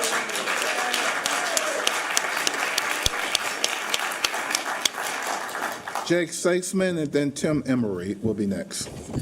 Good evening. My name is Jake Sussman. I'm a civil rights attorney with the Southern Coalition for Social Justice. I'm a longtime Charlotte resident and have been spending the last 20 years working in the state and federal courts of this state, and particularly here in Charlotte. Respectfully, many of the suggestions being considered tonight, I believe, are legally dubious and open the city up for litigation. For example, Section 15136, Subpart 5, the anti-sleep, anti-lie provisions. By rendering it unlawful to sleep or lie down in city parks, the city would be effectively punishing the involuntary homelessness of the residents of their city. That violates the substantive limits of the Eighth Amendment. We are seeing legal challenges to these kinds of ordinances around the country, and I think it almost certainly would result in legal action here. Section 1523, the local anti-loitering ordinance. This would give CMPD nearly unbounded discretion to take otherwise legal activity and color it as something criminal or nefarious. We have a First and Fourth Amendment for a reason. This would undermine both. And moreover, there are already laws on the books that would address unlawful drug activity. The anti-urination, anti-defecation. If we had more public bathrooms, this would not be on the agenda tonight.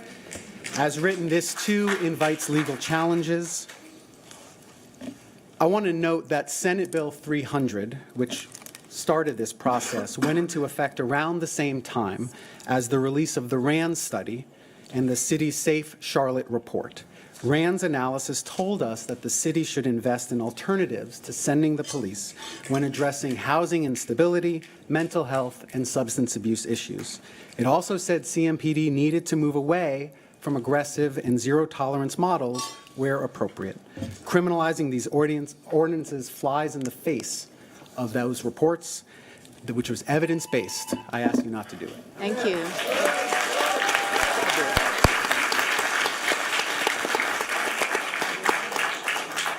Thank you, Mr. Sussman. And before Mr. Emery gets started, can we have Ms. Sarah Kenny come down and Mr. James Lee come down so that you can get started when Mr. Emery is done?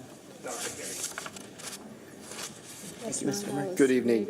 I stand in strong opposition to the council giving CMPD a blank check to arrest our most vulnerable citizens for simply trying to live and survive. We know that people experiencing houselessness are more likely to be victims of crime than perpetrators. So let's protect them, not criminalize them. We know that Mecklenburg County Jail is unsafe. 8 people are dying in the jail a year. 3 have passed since mid-December. You are asking CMPD to use good judgment and discretion when deciding to make an arrest. The same CMPD that has killed 18 people since Keith Lamont Scott. The same CMPD that has failed to use discretion when declining to issue more citations during the peak of COVID. The same CMPD that intentionally trapped, gassed, and assaulted peaceful protesters in June 2020 because they were tired.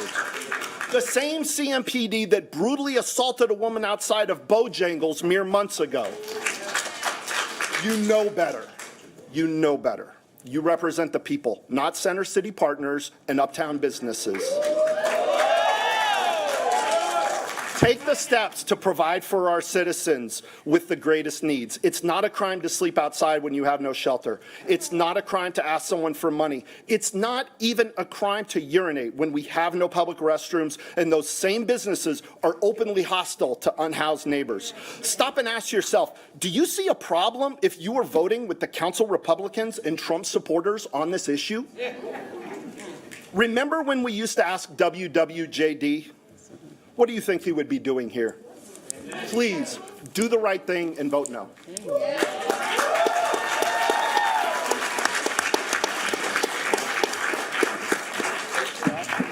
Ms. Kenny and Mr. Lee. Ms. Kenny? Hi, my name is Dr. Sarah Kinney. I'm a physician here in Charlotte, North Carolina. A little bit about me. I work at Myers Park Clinic, which is one of our safety net clinics here in Charlotte. We take care of our most vulnerable patients, the most vulnerable population in Charlotte. I'm here today to speak out specifically against two of the ordinances, which is the anti-sleep ordinance, the park behavior, lying prone on a bench, as well as the urination and defecation ordinance. I appreciate the long-term efforts and remarks by City Council to work with our nonprofits to come up with viable long-term solutions to address Charlotte's affordable housing crisis.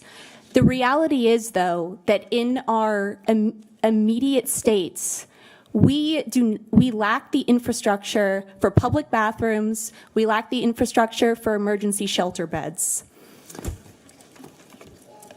I have had to discharge patients from the hospital directly to the streets in freezing temperatures because our shelter beds are full to capacity. People are turned away every single night. To make it a crime to sleep outside when we don't have any viable alternatives is not only immoral, unethical, but it is we are not portraying Charlotte in the lights that we want to. I know that city council members want to treat our most vulnerable patients and people in our city with dignity. We need to do so by not criminalizing behaviors that are shared by all of us, basic bodily functions. At a minimum, I ask that we table the discussion to allow for infrastructure development. Thank you. Thank you.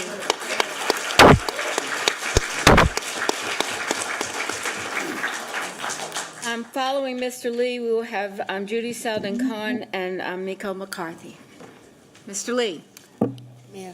It's been a minute since I've been here. I know, but I had a couple of, I'm going to take this in a different direction. Some of you remember the first time you saw me. I was on the street when you first saw me and I was up here. You remember, I used to have the hair, y'all remember. Look at me now. Why am I here? Because folks like behind me helped me to get here, right? There's a lot of people that's outside this door that need us to get this right. When I was on the street, yeah, I used the transit and I used the library to relieve myself. Some of you relieved yourself when you was coming down here. Most of us are going to relieve ourselves before we leave the building. You're definitely going, when you get home, you're going to relieve yourself. First thing in the morning, you're going to relieve yourself too. I challenge you to do what I used to do. I used to hold myself overnight because I had nowhere to go, because you didn't provide, although I did put myself in the situation. Okay, I get granted. But still, as a citizen, I should still be respected enough to have a place to go. And you're tearing down two of the places that I went. I went to the public library and I went to the transit. Public library gone, transit is going to go. Where am I going to go after that? You got a 50 million thing coming up, you need to make that a 20. Just because you make these ordinances don't mean that it's not going to make a difference to me, right? Because you guys spend a lot of time doing these kind of things, and it's not really going to make a difference in the real world. It's not going to, because these people are still going to do what they do, but just because you put it in the police's hands, it's not going to make it better. Put it in the hands of us. Let us figure it out. Give us what we need to do this. We know the answer, all of us, but you got to give us the opportunity to do that. Y'all know what I do. Y'all know what I do. I'm out.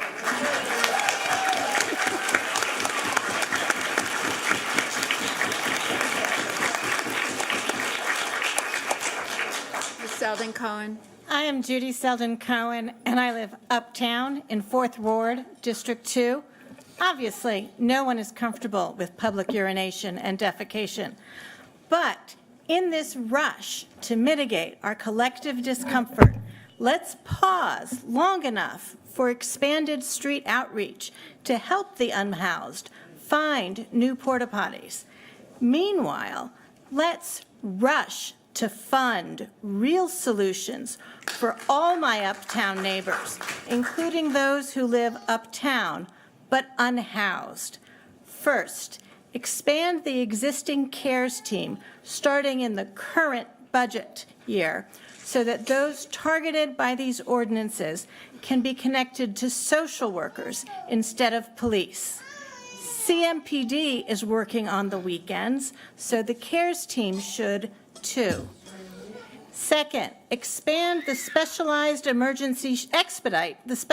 emergency shelter for those vulnerable neighbors. Let the CARES team and expanded street outreach help our neighbors find this new shelter instead of subsection 5 prohibiting sleeping in city parks. Third, double the housing bond issue on this November ballot.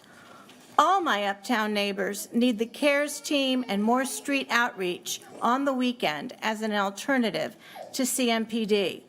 Those who are unhoused also need a non-congregate emergency shelter with mental health services, a home with a bathroom and a bed instead of a porta potty and a park bench. City Council has the capacity to be responsive to all my uptown neighbors, both housed and unhoused. This is your moment to serve all of us. Thank you.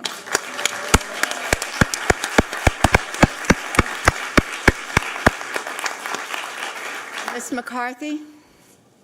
Okay, I'm gonna be brief. And then Ron Clark will, as well as Deborah Phillips would be next. Ms. McCarthy? Okay, I'm gonna be brief. And I want to say this. A lot of those people that y'all look at as discarded trash are voters. And they voted you in to protect them. A lot of y'all don't have the luxury like the city manager. Y'all were voted in. So y'all got to be mindful of those same people that you're trying to criminalize. They watching, even when you think they're not watching. So the same way they voted you in to protect them, and we, the community, got to keep them safe, they're going to vote you out. Renee, you should be familiar with that. You just had Will run up against you. So y'all need to be mindful when you sit up here and want to talk about ordinance. Yeah, no need to shake your head. It's facts. It's elected. So don't criminalize a situation when you're in a situation that you're fortunate enough, like we have shelter, we have food, we can get in a car, we got shelter. They don't. So they struggle with that. So you need to be mindful before you start wanting to talk about criminalize, because the same way they got you in, same way they get you out, and I'm out.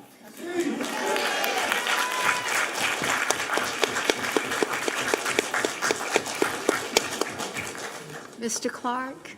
Yes. Good afternoon, everyone. My name is Ron Clark. I am honored to serve on the Board of Directors for Roof Above. I'm also the Manager of Community Services for Camino Health Center, where I teach recovery and change by means of state peer support, mental health first aid, suicide prevention, and wellness recovery action plan, which we call RAP.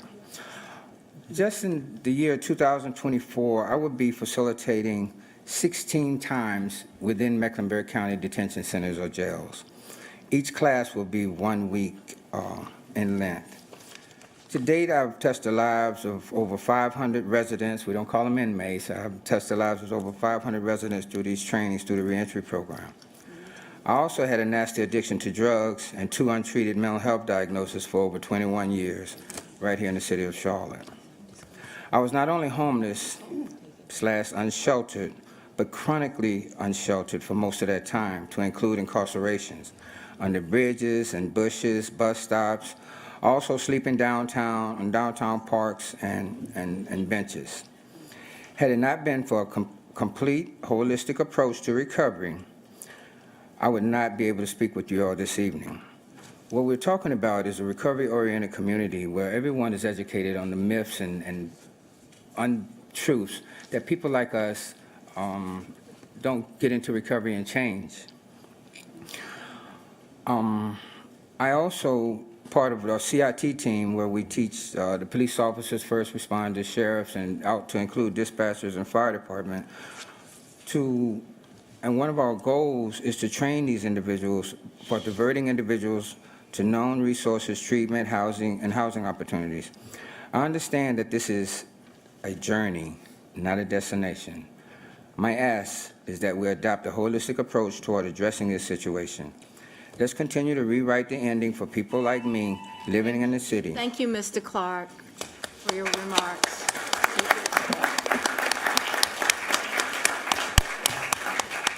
Jessica Lefowich and Harper Ellis, would you join us downstairs, down at the podium? And now we'll hear from Ms. Phillips. Deborah Phillips, founder of Block Love Charlotte. Hey, Ma, can I use your phone? Yeah. Who do you need to call? My case manager, who happens to be standing beside me. My case manager. What's wrong? You're not smiling. What's going on today? I was trying to get up here. And I defecated on myself. That wasn't the words he used. This is somebody I see smiling every day, y'all, and this was just last Friday. And he tried to make his way from the transit to get to me where I serve every evening to use my phone so that he could get his housing. And if you criminalize that, that's another ding on his record to keep a landlord from allowing him to get into a place. So these are the things that y'all don't understand, because landlords look at that. They look at those dings, and it might be minor to you, but it's major to them when we're trying to house them. And this is somebody that could absolutely die out here on the streets. When my team sleeps out every year, and yes, we sleep out every year since 2020. When we sleep outside, guess what? We like James Lee, we got to hold it because there's nowhere for us to go, because we want to do the same thing that our neighbors do. Because we want everybody to understand that we got to change the narrative of what houselessness looks like. And I can be honest, and I can honestly say this. Listen, it's one person that actually served with one of the city council members in this room. And he tells me it's a shame that the stance that you take, because we are a government in action. And I don't care if it was on the books in 2021. Guess what? We can always change those books. We can go back and rewrite these laws, because we got to understand about dignity. We have to understand about respect. And we have to provide housing every single day, because these are people that we love and we serve. And I call them my block family for a reason, because they look like me. They're my brothers and my sisters. I go hard for them every single day, and I will not stop. I have not received a paycheck since I can remember, but I stand before you all today because I believe in this mission. I believe in what we do, and we will continue to spread love. Thank you.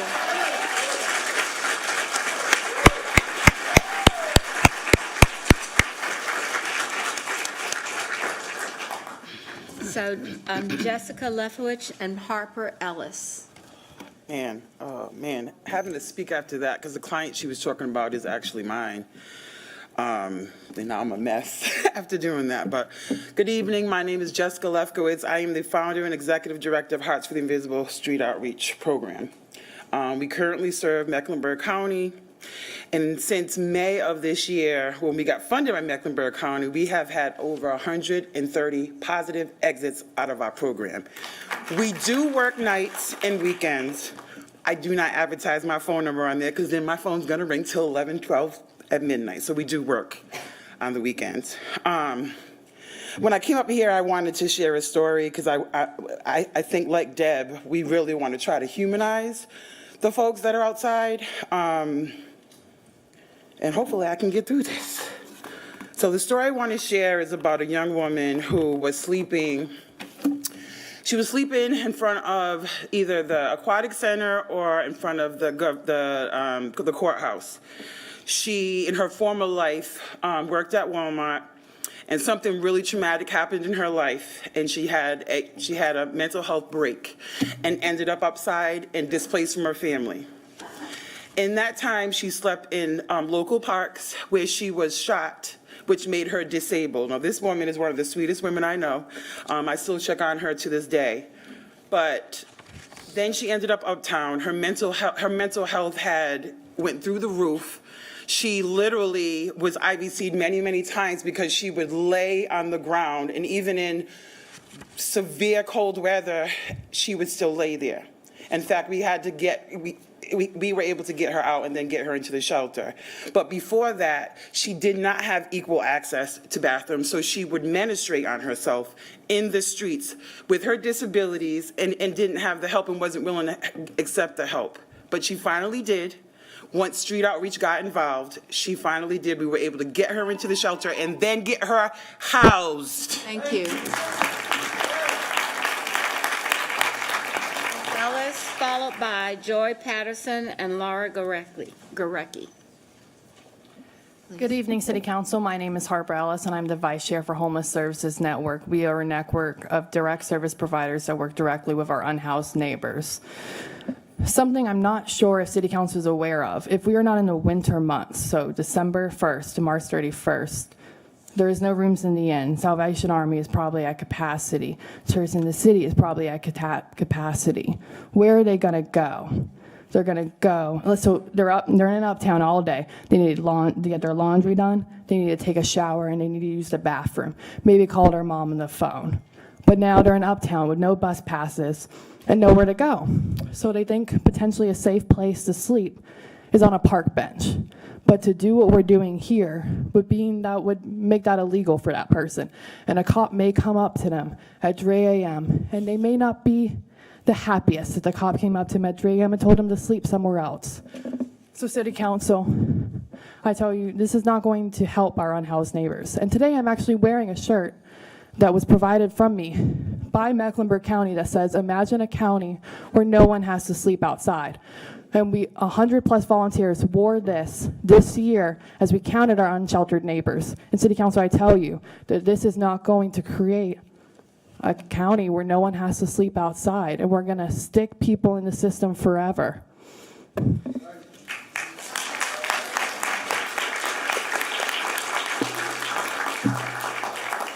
Ms. Patterson? Good evening. I'm Joy Patterson, a resident of City Council District 4 and a native Charlottean. I have the humble honor of being the chair of the board of Roof Above. I'm before you today as someone that has worked downtown Charlotte for the better part of the last 20 years and encountered countless of our unsheltered neighbors. Years ago, I befriended a frequent panhandler, Mr. Victor. After sharing lunch and snacks with him, he began to walk me to my car, and along one of our walks, I asked him if he ever stayed in a shelter or had meals at the soup kitchen. He mentioned that he suffered from the disease of addiction and had mental health challenges. Maintaining his sobriety away from potential temptations was more important to him than shelter. Mr. Victor's story is not unique. With over 3,000 people experiencing homelessness in Charlotte on a daily basis, our neighbors without homes are forced to do things outside that should be done inside due to lack of options. For many, traditional shelters are not the answer if navigating a mental health crisis or addiction. I ask you all to consider Mr. Victor and the countless others in his situation as you seek to address the challenges in the downtown area. Caring relationships affect much more change than criminal citations. Rather than focusing our efforts on the recriminalization of ordinances, a symptom of a larger issue, consider focusing our city's efforts on the longer-term solutions. The Housing Trust Fund, CMPD's CARES pilot, and the 2 new public restrooms installed today are strong steps in the right direction, but those alone will not be enough. Expanding these programs, along with street outreach and, of course, housing, addresses the root cause. If you do vote to criminalize these ordinances, I ask you to include a 12-month sunset provision and a delay in enforcement. Thank you for your consideration and the steps already taken to support our neighbors.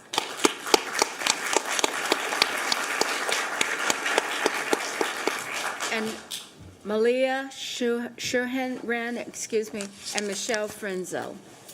Yes. Ms. Gurecki? Hello, thank you so much for the opportunity to speak here tonight. My name is Laura Gurecki, and my official title is Chief Dignity Officer of Project Outpour Mobile Showers and Hygiene Services. And my title is such because our number one goal is to bring the dignity that comes with being and feeling clean to our unhoused neighbors. We believe that access to sanitation is a basic human right that every person desires and deserves to have met. We serve at 6 locations all around Charlotte every single week. And for many of the individuals that we see, it is the only dignified restroom they have access to on a consistent basis and the only shower of any kind. People accessed our services 1,945 times in 2023. I can assure you that none of those visitors would have preferred to commit an arrestable offense to be a human being that simply lacks housing. Thank you.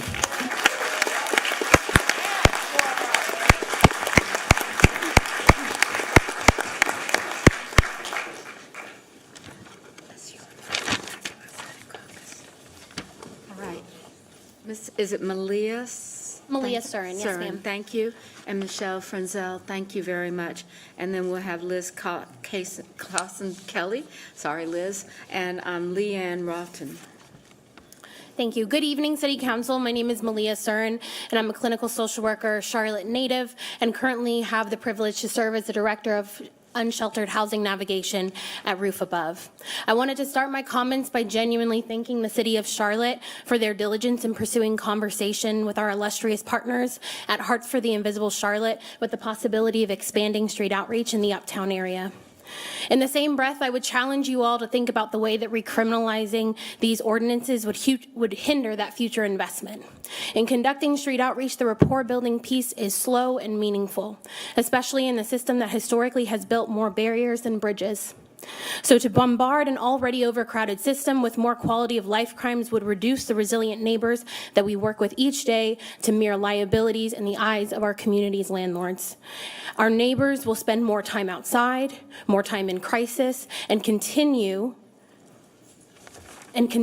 to utilize more high-cost resources in our community. Criminalizing these behaviors amongst the city's most vulnerable does nothing to provide basic needs or house people. It exacerbates the homelessness to prison pipeline that we already know exists in our community. You all have the power tonight to make a different choice. You all can decide if we are going to address our affordable housing crisis with punitive, expensive action or expansion of emergency shelter, permanent housing for our neighbors, access to bathrooms, system partnerships, and more. I implore you to think about Charlotte's most recent designation as a second chance city, but maybe our neighbors wouldn't need one if we just meet them where we are the first time around.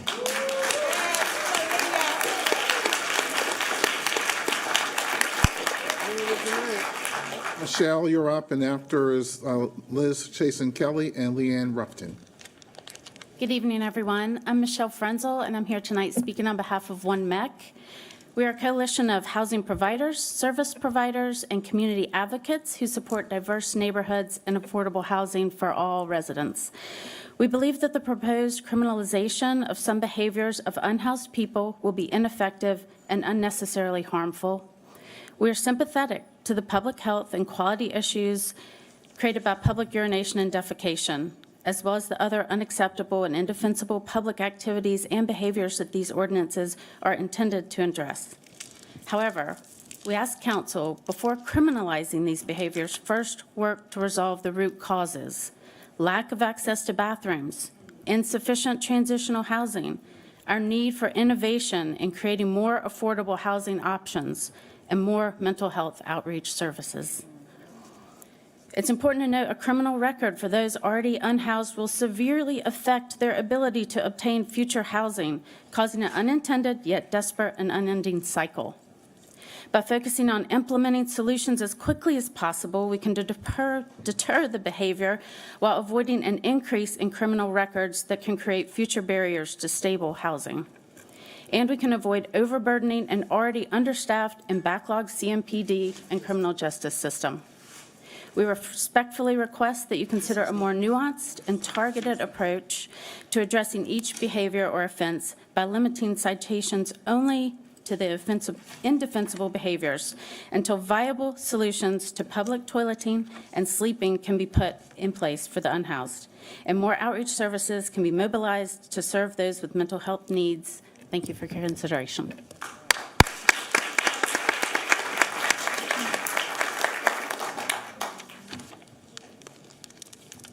All right, Ms. Kelly. Good evening, Mayor and members of City Council. I'm Liz Clayson Kelly, and I serve as CEO of Roof Above. Last Friday afternoon, I had the chance to meet with members of Friends of Fourth Ward to seek where we can find common ground. And after that meeting, a board member of Friends of Fourth Ward and I walked to the areas that the neighborhood association had highlighted of greatest concern. And what we found there was we found the people we met had some things in common. People we met seemed to know each other. They were in community. We indeed did see open containers. Everyone we met was experiencing poverty. Everyone we met was experiencing homelessness. Not everyone sleeping outside uptown, but everyone was experiencing homelessness. It's not lost on me that everyone we met was a person of color, speaking to the realities of slavery and Jim Crow and urban renewal that are right here on this land. Everyone, nearly everyone we talked with was ready to engage and talk about housing. And what I walked away with was that what people most were longing for was hope. People wanted hope that life could be different. And I see that life can be different. I see it every day on an individual level in the work we do, but I've seen it in this community. I remember when police arrested people all the time for trespassing, an open container, and public urination, and police have changed. They've thought about partnerships, invest in services, alternate responses to 911 like the CARES team. I've seen us invest in housing first and invest in permanent supportive housing. I've seen us make a huge dent in chronic homelessness and the impact that has on everyone. Now I regularly see people who were homeless for decades that have now been in housing for a decade. I've seen us understand the connections between homelessness and housing. I see us understand that when rents go up, homelessness is going to go up unless we're doing something to actively work against it. Thank you very Thank much, you. Ms. Kelly.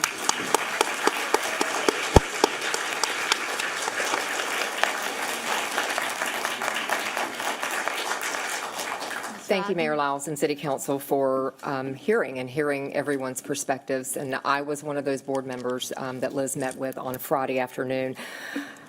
I want to bring a different perspective. Our children, our grandchildren also live in this community. They live all across Charlotte. I happen to live in a neighborhood that you've heard of, and it's called the Fourth Ward. I think you might have a different perspective if you look at it from that lens. The behavior that children have to witness is, quite frankly, it's appalling. It's behaviors that are unsafe from a health perspective and actually cause them to be unsure about how they feel about being safe overall. I bring that up to share that there's other perspectives to think about when we think about what we're looking at and what we're proposing here. What we're really talking about is basic civil behavior, and basic civil behavior that can be enforced. That is what we're asking for. And there are basic civil behaviors that often are not being performed by the unhoused. This is a bigger issue.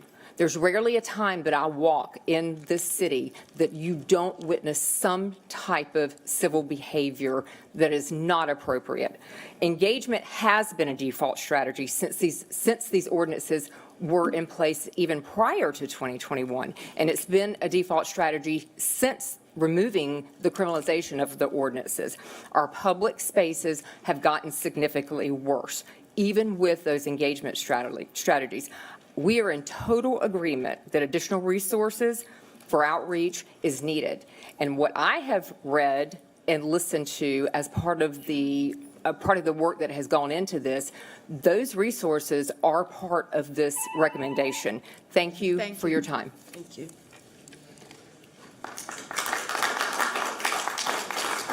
All right, Mr. Connolly. Mr. Connolly? Just, Mr. Connolly, Thank you. followed by Carol Purcell. Good evening. My name is Chris Connolly, and I am a member of the faith community, the business community, the downtown resident community, and I'm here to speak about the ordinances. I'm against the criminalization of homelessness, and I want to end homelessness in our lifetime, if not sooner. But it is for these reasons that I'm asking you to pass these ordinances that we desperately need to restore the quality of life in our city.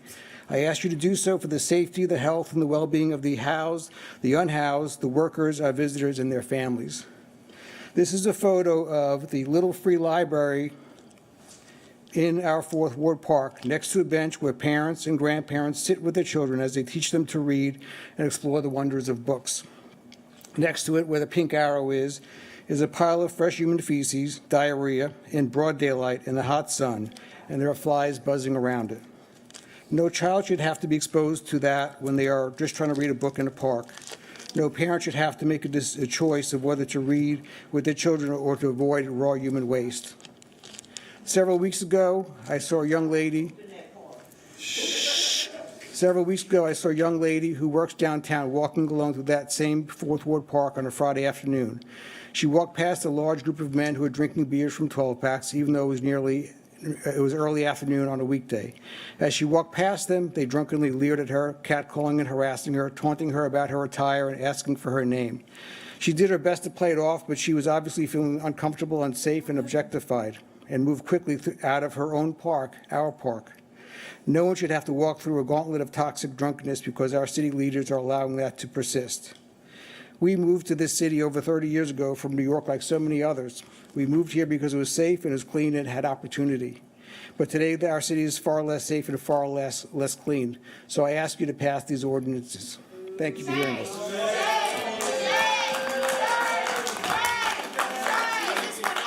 I understand that you may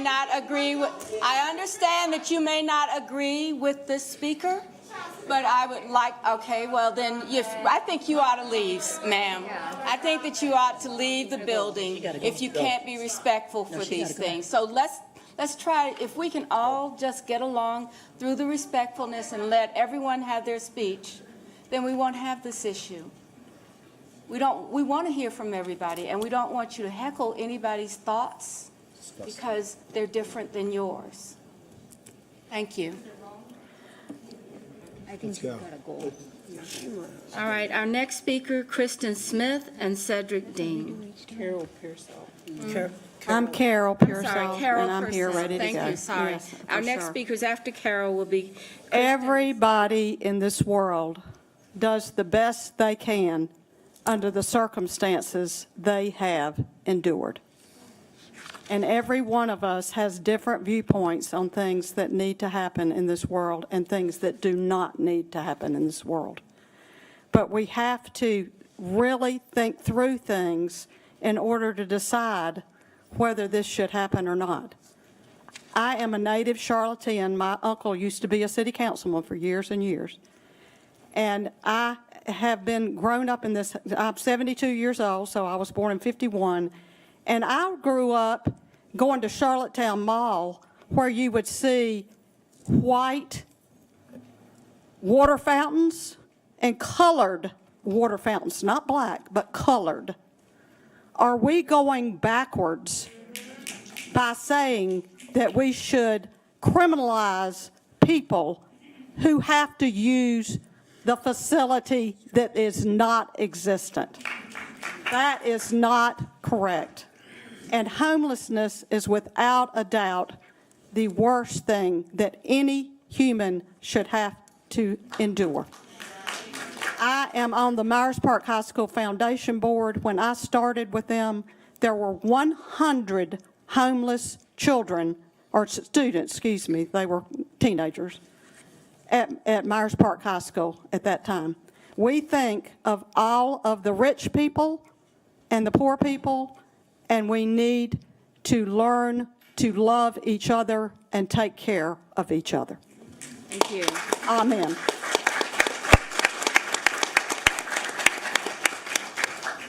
Christian Smith and Cedric Dean.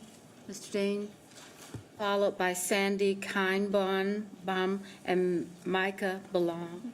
What did I miss? Oh, Mr. Penn, Dr. Penn. Ms. Penn.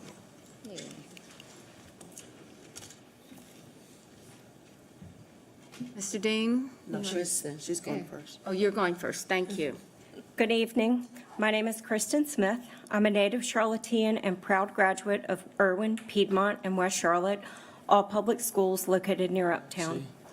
I have lived in Fourth Ward for almost 24 years. I chose to live in Uptown for the culture, walkability, diversity, and vibrancy.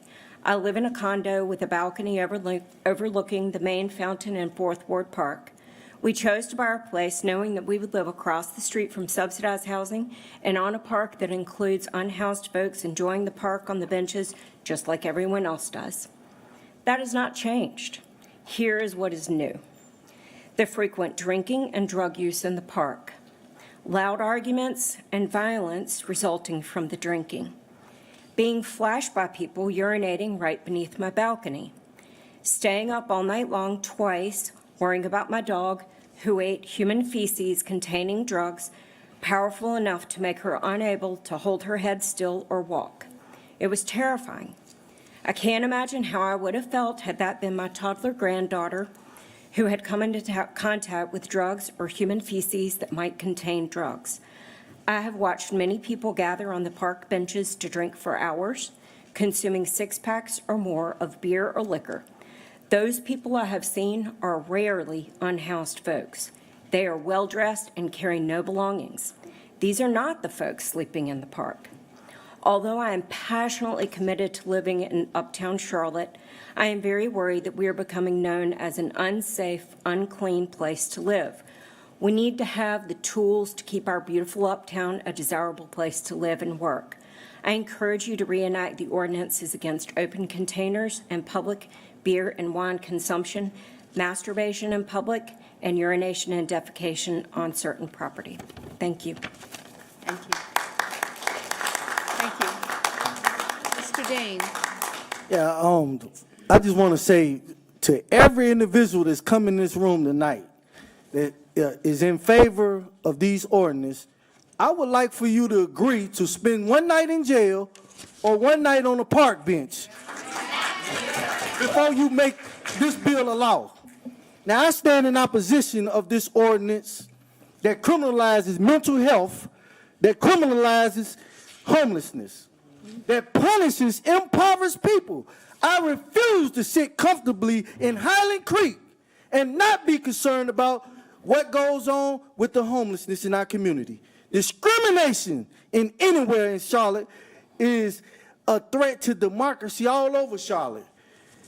CMPD is not community health workers. CMPD are not properly trained to deal with poor people with mental health issues.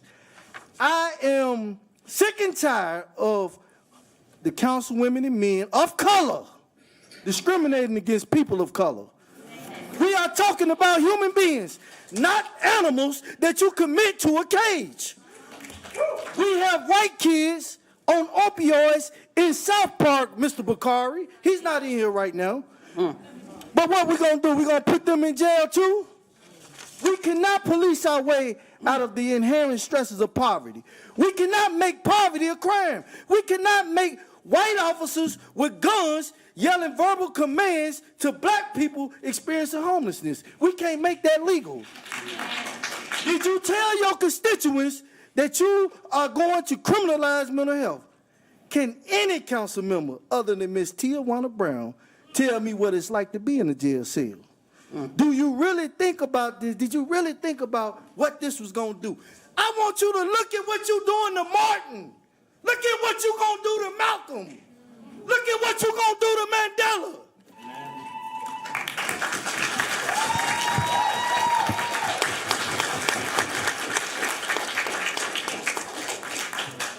I am Dr. Blanche Penn, and I come to you today because there is a problem that we have to have solutions.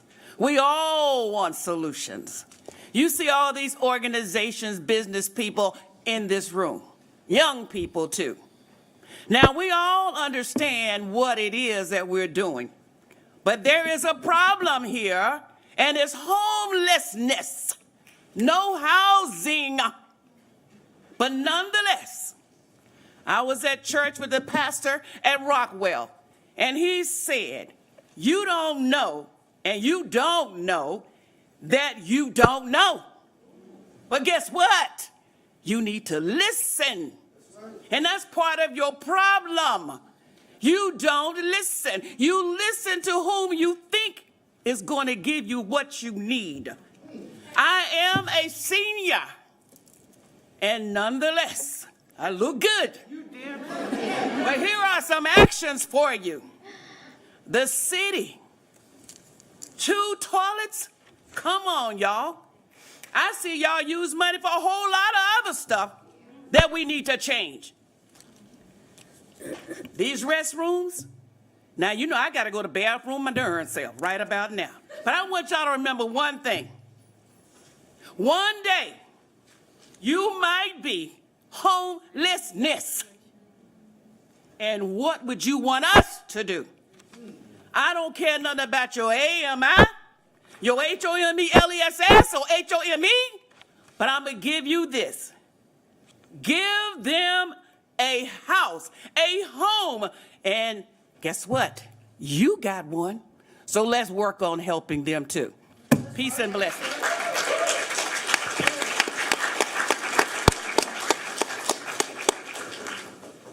My name is Micah Belong. I am a minister to those left on the outside of the church.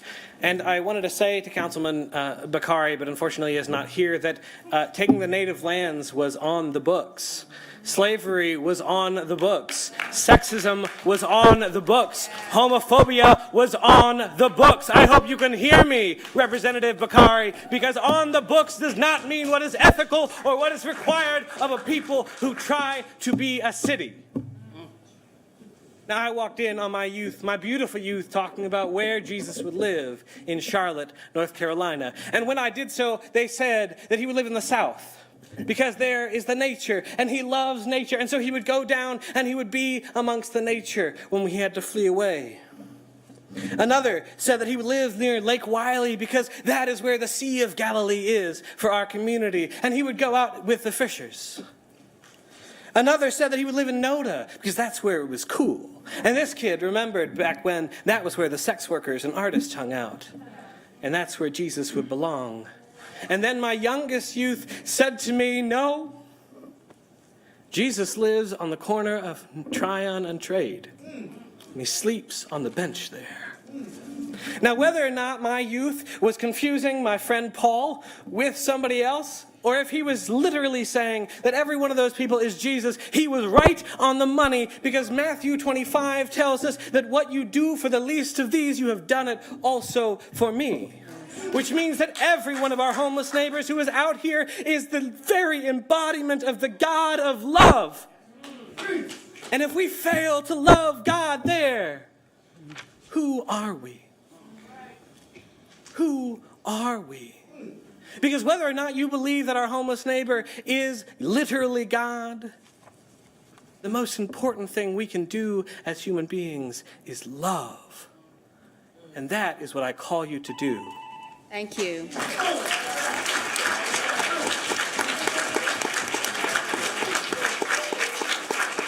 I'm sorry I missed Sandy Kinebaum. Pinbaum, thank And you boy, very I much. sure did not relish following And that. Arnold Garcia, yes, thank you. I broke the law coming in here today. I drove down 77 and I was driving 70 miles an hour in a posted 65-mile zone. I was pretty sure I was okay because the police have discretion on who they pull over. If I'm going 90 or 95, I hope they stop me because I'm a danger and I'm causing trouble to others on the road. I work uptown and have worked uptown for 24 years. I have seen a young girl on Tryon Street carefully crawl behind the bushes of the First United Methodist Church, obviously embarrassed because she needed to pee. She was very circumspect. If I hadn't been looking right her way, I never would have seen her. I saw a man standing on 6th Street right outside of Discovery Place with a blanket over his head, covering him completely in the middle of summer, and I thought, what in the world?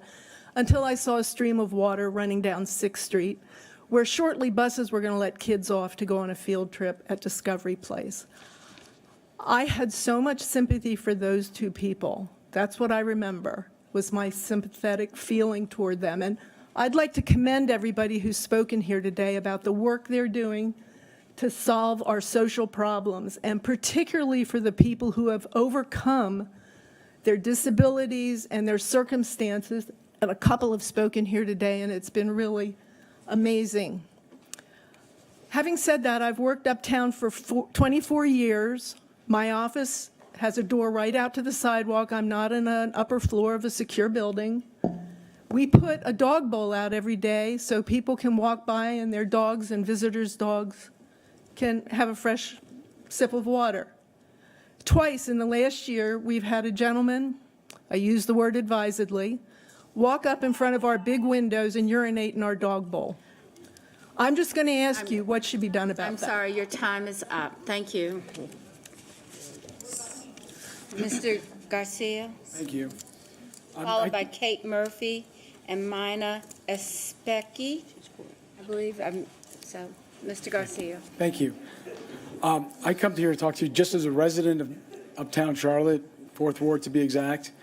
And I'm just going to state what I've seen over the last couple of years and how things have changed and progressively gotten worse.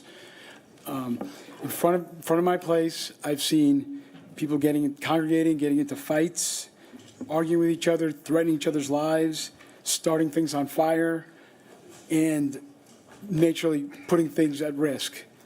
I've also gotten my property damage. I've seen people try to walk into my home.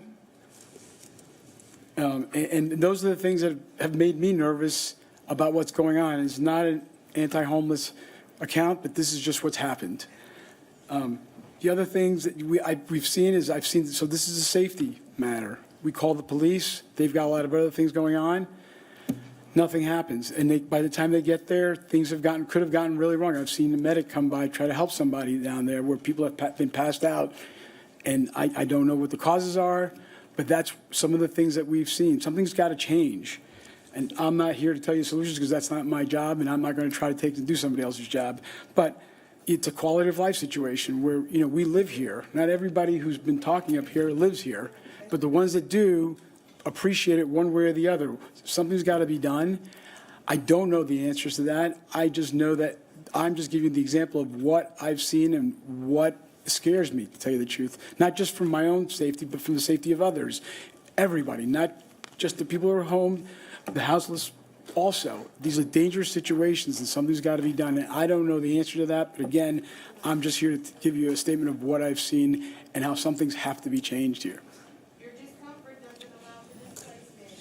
Okay, I think, Quiet.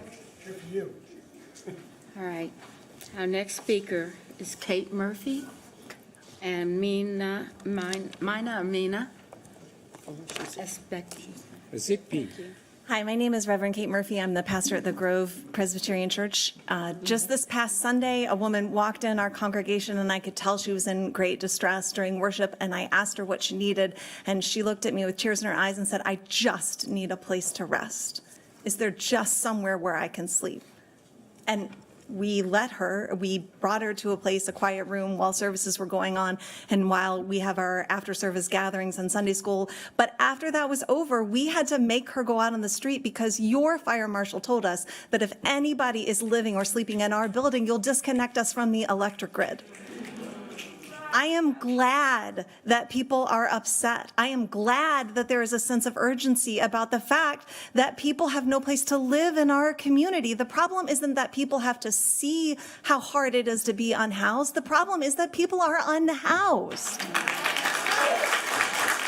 It should not be illegal to rest in our community. It should not be illegal to have a digestive system and a body in our community. And I'm sorry, I appreciate the thought of delaying these ordinances by 2 weeks, but what is that going to do? We think that there are people who can magically house themselves in 2 weeks, and do we think that it's a deterrent of being arrested that's going to magically make housing available to the people who are the most desperate in our community? When I sit around Rumanian tables in my church and I ask people, make conversation, where are you from? The people who show up are people who are born and raised and grew up in Charlotte, and they have seen this city change with unimaginable wealth, and they have been left left out and displaced, and their place is not a jail cell. A jail cell which is not free. A homelessness court is also not free. The solution to homelessness is housing. We need to house people. It's that simple. This will never go away until that happens. So I ask you please to vote against these ordinances. We need the problem to be visible because that's the only way we'll all want to solve it.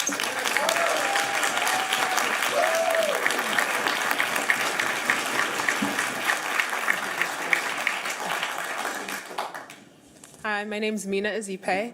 I'm a public defender here in Mecklenburg County, and I really wanted to highlight something that I think hasn't been spoken about too much, is that there really is a cost and a burden placed on community when people are arrested, especially people who are experiencing homelessness, who may be experiencing mental health or substance use disorders. Encounters with police can potentially be deadly. Jail is deadly. Jail is not a solution to housing. It's not an emergency or temporary shelter.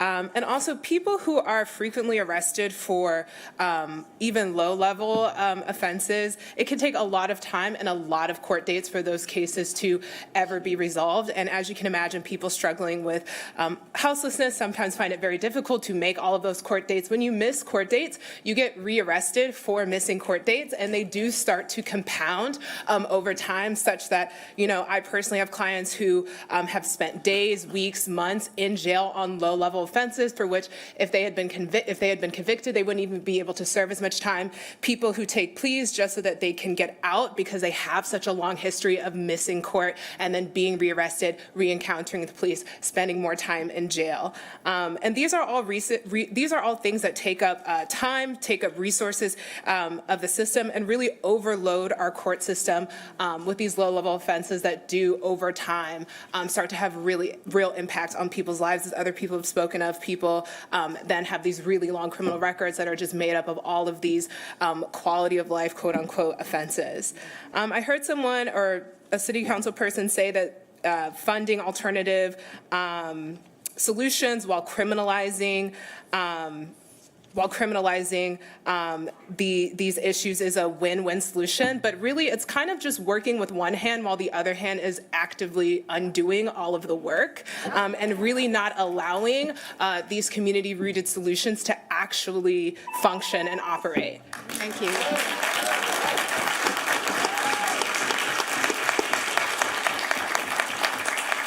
Our next speaker is David Fowler and Cameron Holtz. Thank you, Mrs. Mayor. My name is David Folser, and I'm here to speak against the topic of recriminalization.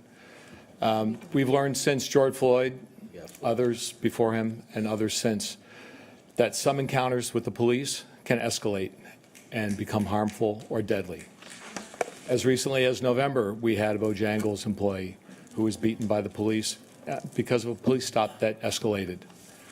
The state was correct to decriminalize these behaviors. You should continue on that path. So I understand that people want someone to call when they see these things happening. More than likely, it'll be a call to 911 and the police. Rather than giving the police more tools in terms of criminal citations, we need better systems in place so the dispatcher can send somebody else. You get a fire, you don't send the police. I'm hoping to hear the police today come and speak out against this as well. I kind of figured that the CMPD would say they have better things to do and that they would welcome a solution that sends other responders to these calls. So I learned about this topic about a month ago, and I'm here because what I heard then was that not enough people like me came to speak against this topic. As somebody who's adequately housed, who's been fully employed, I'm still asking you to address this problem in a way that doesn't invoke a criminal mentality and doesn't bring that to bear on a small subset of Charlotte's population. So on a personal note, I have experienced the difficulty of finding a toilet in Uptown. In November, I was encouraging people to vote in the Overstreet Mall, and I'll tell you, you cannot find a toilet in the Overstreet Mall. A retired white guy in a Vote t-shirt cannot find a public restroom. It's a tourism problem as well as a neighborhood problem. We have a tourism fund. that taxes hotels and restaurants, $75 million a year. Surely we could dip into that.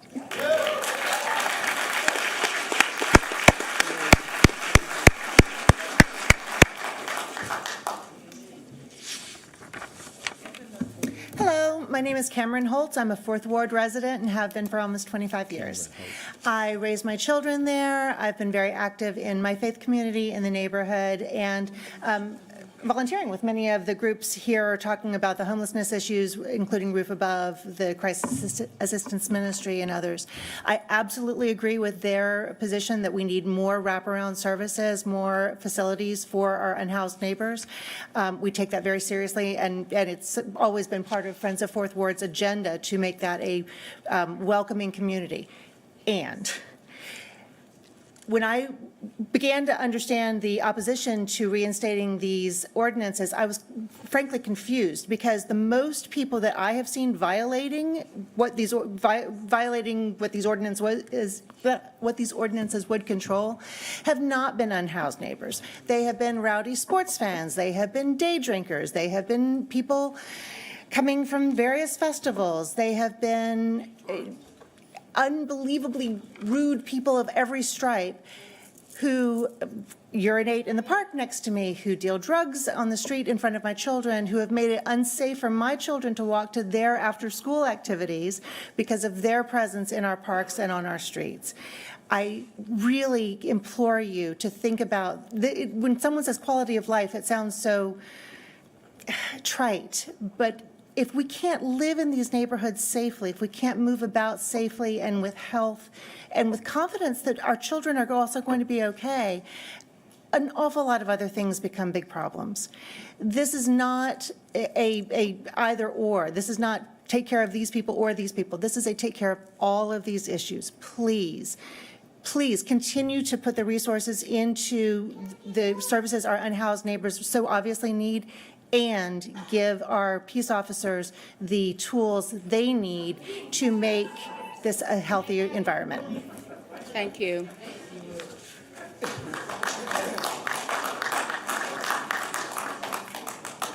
Our next speaker is Kenny Robinson and Reverend Wary.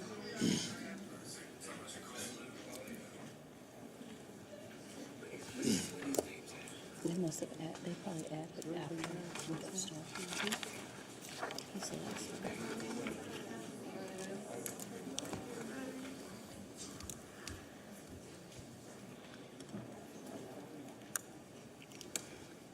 Kenny. You know I know Kenny.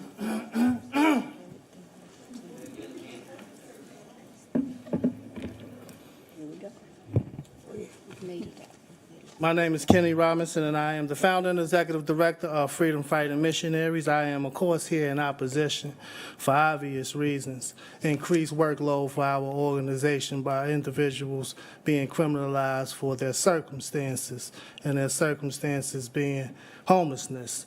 I would like to put a name to some of what we call homeless, unsheltered, unhoused. There's a man who have been living there on the corner of Trade and Tryon for many years. He lives at the bus stop there, right? He has a name. Many of us in this room know his name, right? Those in the healthcare field know his name. CMPD know his name. His name is Larry Marine, right? And if you employ the CMPD on Larry Marine, living out there outside of Bank of America, it will not be no friendly confrontation because Larry Marine has been allowed to live there for many years. He believes that that is his home. He uses the bathroom right there. He eats right there. He panhandles from there. I went there today in the rain to visit Larry Marine to ask for permission to use his name. He said, use my name, brother. Right? He's coherent, he can't speak, but he suffers from severe mental illness. He suffers from the disease of addiction. He suffers from being born black in the United States of America and residing here in Charlotte, North Carolina. He suffers from that.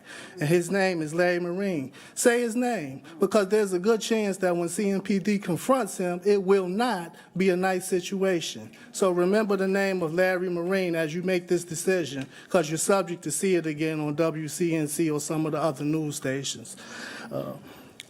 in Charlotte, North Carolina, it's a matter of how homeless are you, right? We work in homelessness. I serve on the Continuum of Care Board for Homelessness. I'm the chairperson of the Equity and Inclusion Committee. I got the data, right, of 3,000 homeless people. And if you invest $1,000 into the 3,000, that's $3 million. So we're far away from addressing this Mr. issue. Robbins. Thank you.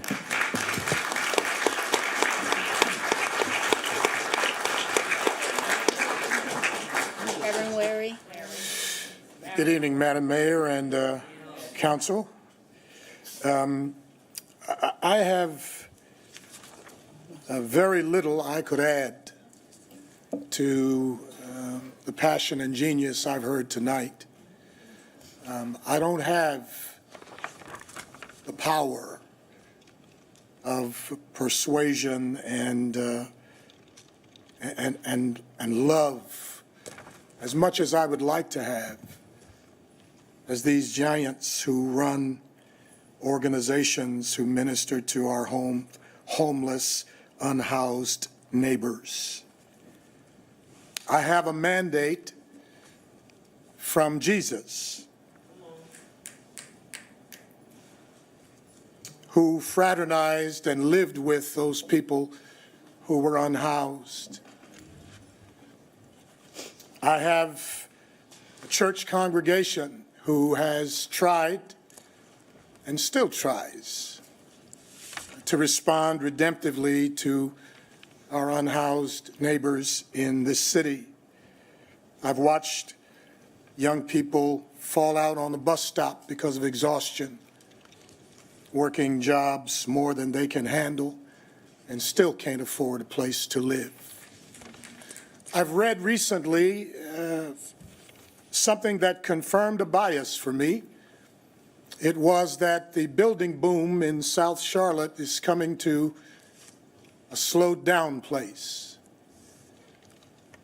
I believe that this is a great city, but I would hate for us to be characterized as people who, on the backs of those who cannot help their station, have decided to take a route that will comport with our own interest. I'm Baptist. Boy, that was the fastest 2 minutes I ever heard. And you know I wouldn't want to interrupt, but Thank you. But thank you. All right.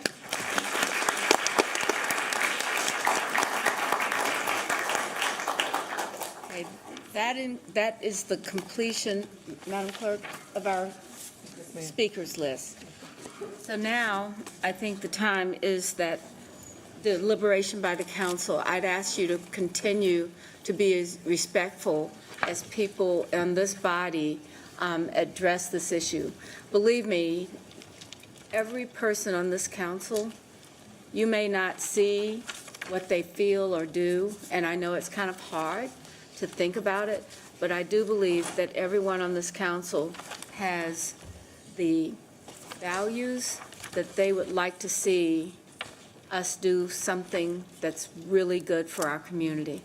And we struggle with this all the time.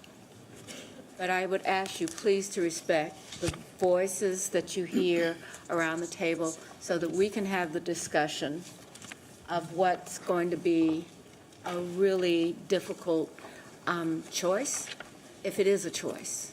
So thank you. All right, so we have a substitute motion. I'm going to ask the clerk to read the substitute motion, and then my thinking is that we would go around the dais because everyone is likely to want to speak, but if you choose not to, that's fine as well.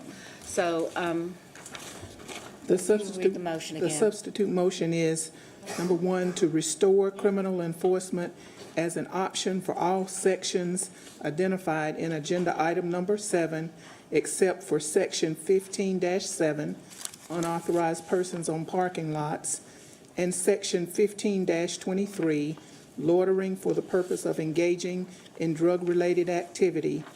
Item 2, and to establish an effective date of March 1st, 2024 for the effective date of the proposed amendments rather than upon council adoption as currently shown for item number 7. All right, everybody has heard the motion.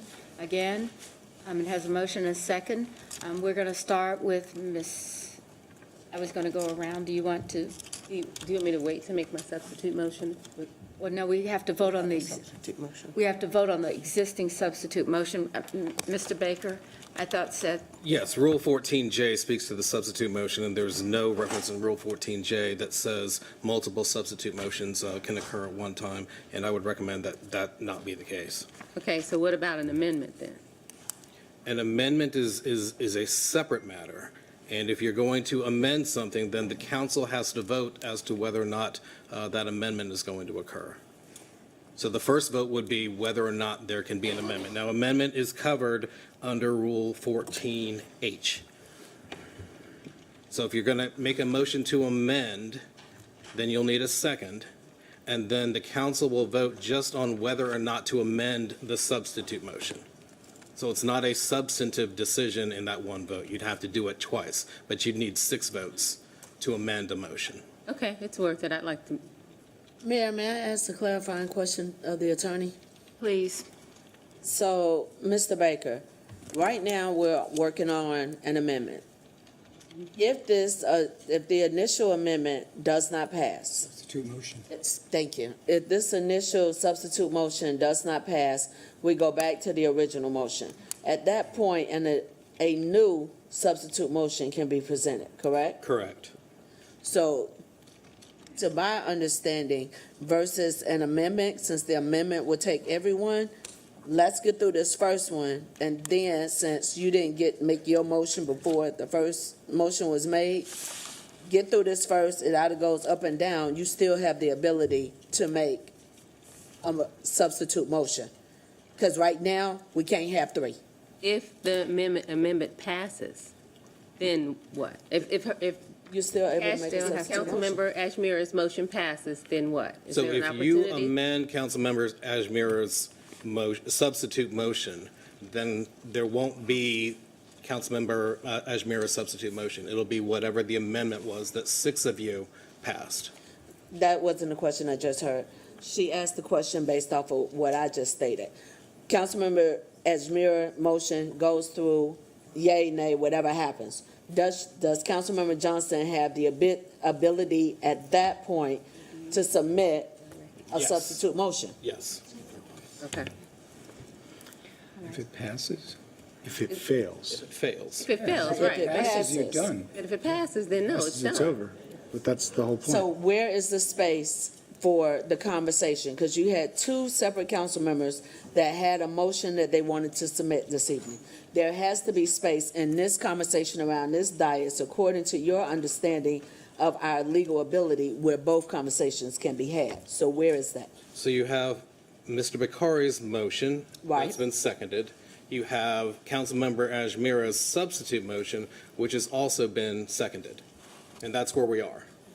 Where in this space does an additional council member out of the 11 that also had a motion that was different than motion A or motion B, where does that conversation happen? You would have to take a vote on the substitute motion, and then if that substitute motion failed, then you go back to the original motion, which is also subject to another substitute motion. So the only way that you get a third voice in this conversation is if this substitute motion fails. If this substitute motion passes, then the additional motion that Councilmember Johnson has does not get to move forward? Correct. Right. But I think the question is, everyone has an opportunity to speak to that issue and make a decision on how they persuade their position across the 11. Example, I will make my case to. That would be voting.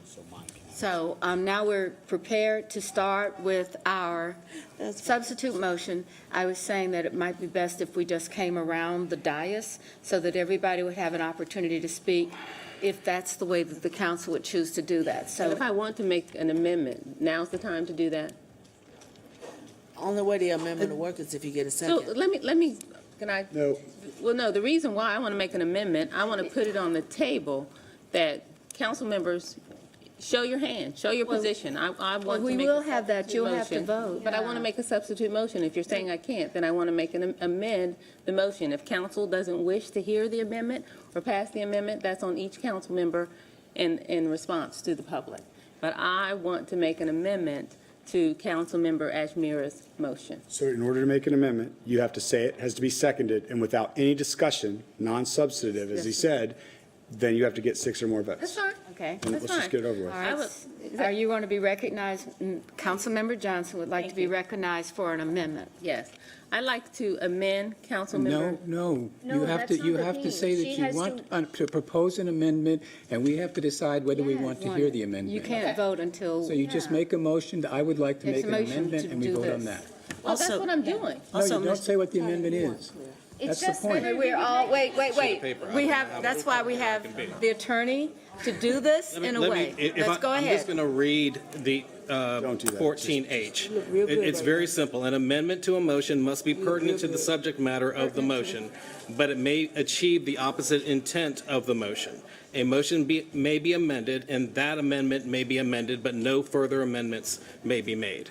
So if you have an amendment, it's not so much, can you amend? You'll have to speak the amendment in because it has to be pertinent to the subject matter. And the only way to find that out is for you to state. To state the amendment, exactly. Thank you. You just said we have to vote on whether or not there will be an amendment, and then we vote on the amendment. After she states what the amendment is, you will decide whether or not to amend in accordance with the motion. That's not what you just said. And it's not a discussion. It is just a, I'm the reading amendment, off the raise sheet your of hand. That's Right. fine. Okay. And I just think, Johnson. thank you. I think from hearing from our public, I'd like to make an amendment that we only enforce rules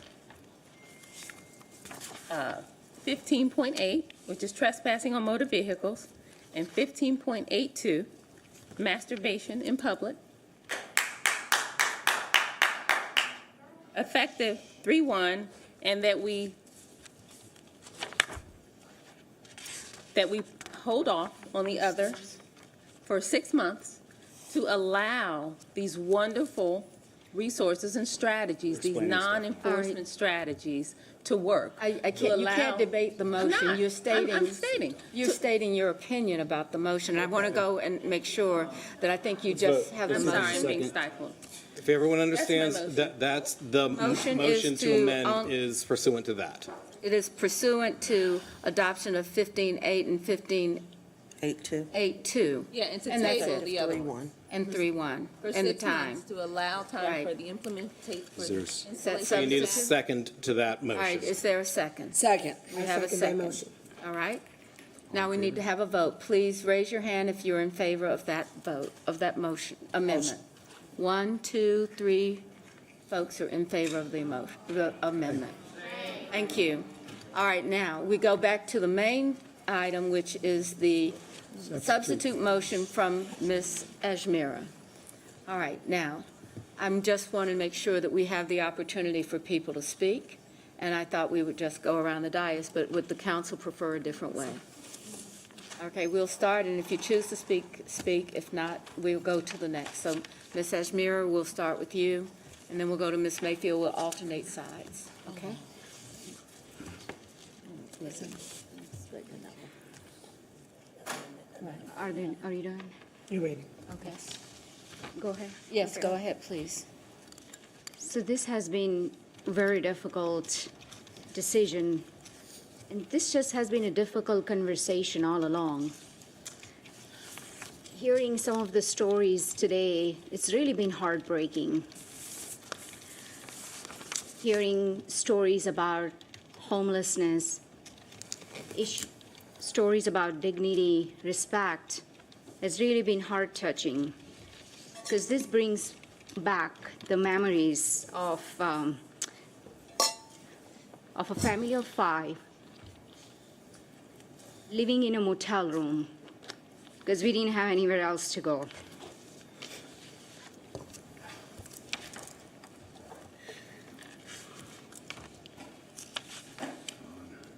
So I want to highlight the work that committee has done that is truly holistic. There is temporary solutions, long-term solution, and I hear loud and clear that we need to tackle affordable housing crisis. $50 million is not enough. And this is a perfect timing as we have our budget discussion. Earlier today, City implemented and installed 2 temporary restrooms near North College and 11th Street.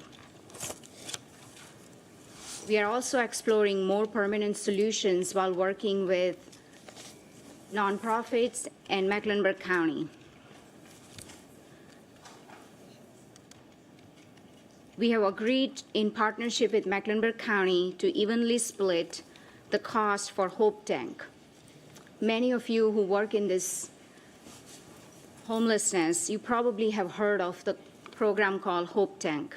It's a large truck that's operated by a local nonprofit that has 2 full bathrooms and 3 washers and dryers. And this is about dignity and respect.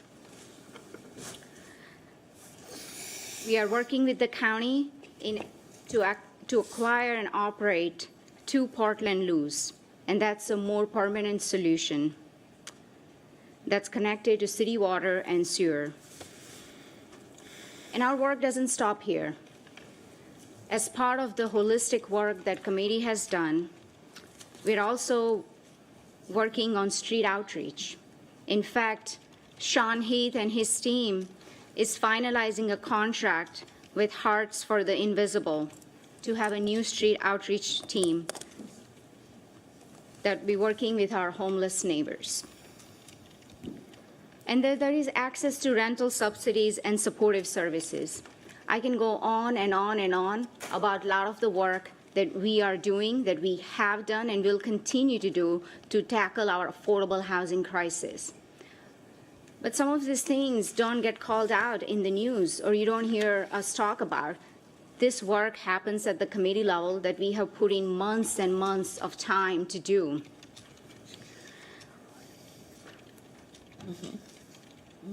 We are involved in Home for All effort, and that's in collaboration with Mecklenburg County.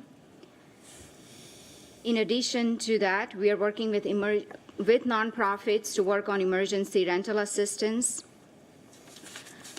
legal aid for eviction prevention, landlord recruitment and retention to expand the number of property providers willing to accept vouchers. And all of this work that we have done, I don't think committee or the staff alone can take the credit. This has been the result of the direct input from nonprofits organizations such as Roof Above. I talked to Liz Klassen-Kelly earlier today, Robert Dawkins with Action NC. He was the one who asked us to do something about mental health support.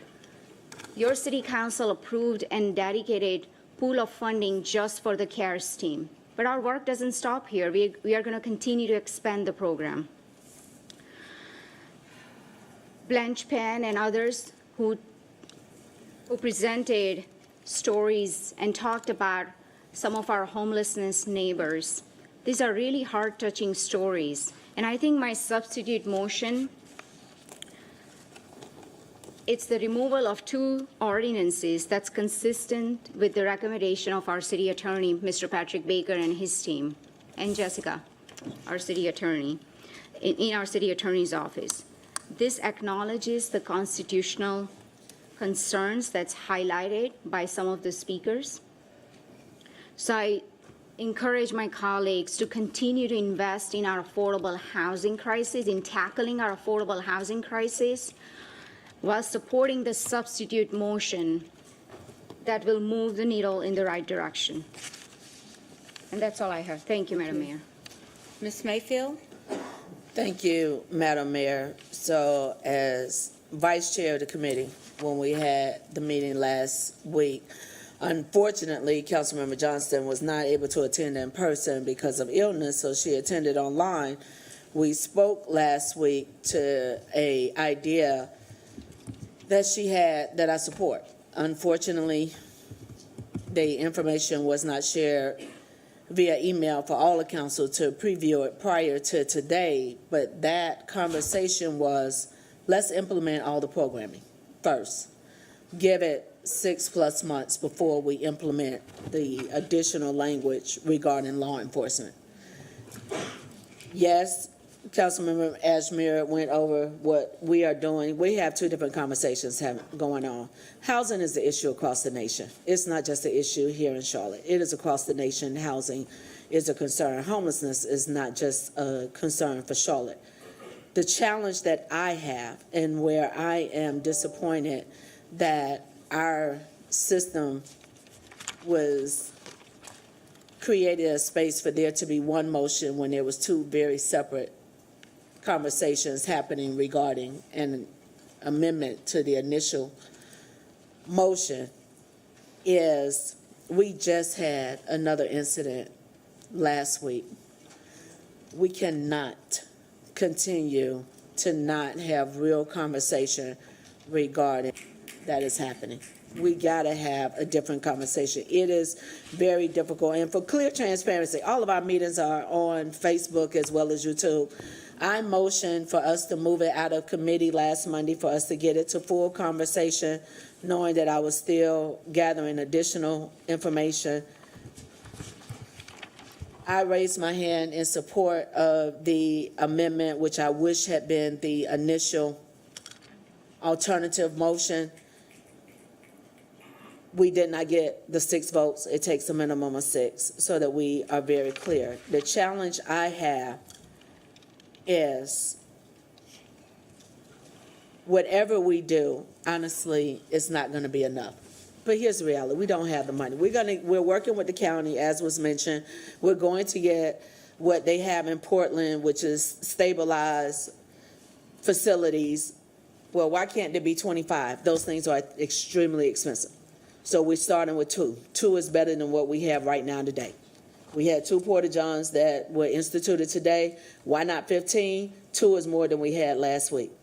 We got to work with our partners. Block Love and others, y'all are doing the work. We have funded you. Do we need to figure out more funding? That's a different conversation as well, because at the end of the day, the more funding we need, let's have a real conversation about we're going to have to talk about tax increases. That's a different conversation. No, we don't get to talk back. So that is a different conversation, but these are all conversations that we have to take into consideration as your elected body.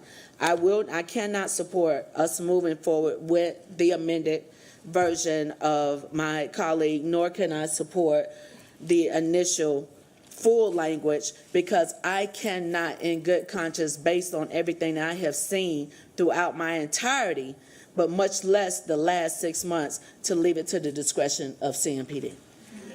It is very difficult for me to even entertain that, because I am still grappling and praying daily, because I keep seeing the vision of the freaking video of the gentleman who walked.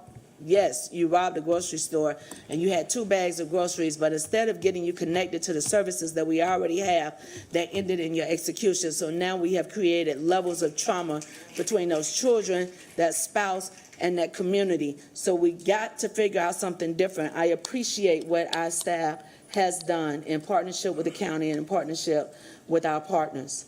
But for me, I supported the recommendation that Councilmember Johnson attempted to introduce to everyone, and that is, let's implement all of the programming first and then look at this enforcement, because there is a reason that a lot of this enforcement was rolled back.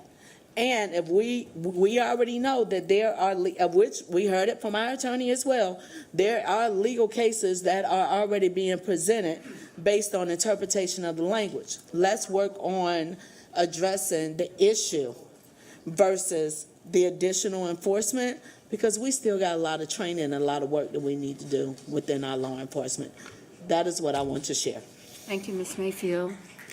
Ms. Brown. Thank you, Madam Mayor. Tough subject for me. So it was a no for me in the committee. I came into this space with it being a full no. But I know that we have to work together. And so the ordinance is a no for me. But I did do and tried to work with my colleagues on an amendment that failed. So I want everybody that sent me these hateful emails that said, I hate the police, clearly don't know that Sheriff Gary McFadden is one of my best and closest mentors. Okay? I go into jail, I work every day. What is not going to happen to me as the newest member on the block, I'm not going to be bullied. We already know how people feel about people that are formerly incarcerated. They think we're not worthy, that we don't deserve to be here. And it goes without saying that I'm a woman of color. All of these phenomenal people that have come in here tonight to speak, I value everybody. Judge Elizabeth Trosh, Peter Worry, Rodney Sadler, Greg Jarrell, Rebecca Yarbrough, excuse me if I say your name wrong, Jake Sussman, Tim Emery, Dr. Sarah Kinney, James Lee, Judy Colin, Miko McCarthy, Ron Clark, Deborah Phillips, Jessica, won't even pronounce your last name, Jessica, but I know who you are, Harper Ellis, Joy Patterson, Laura, same thing on your last name. I don't want to butcher it.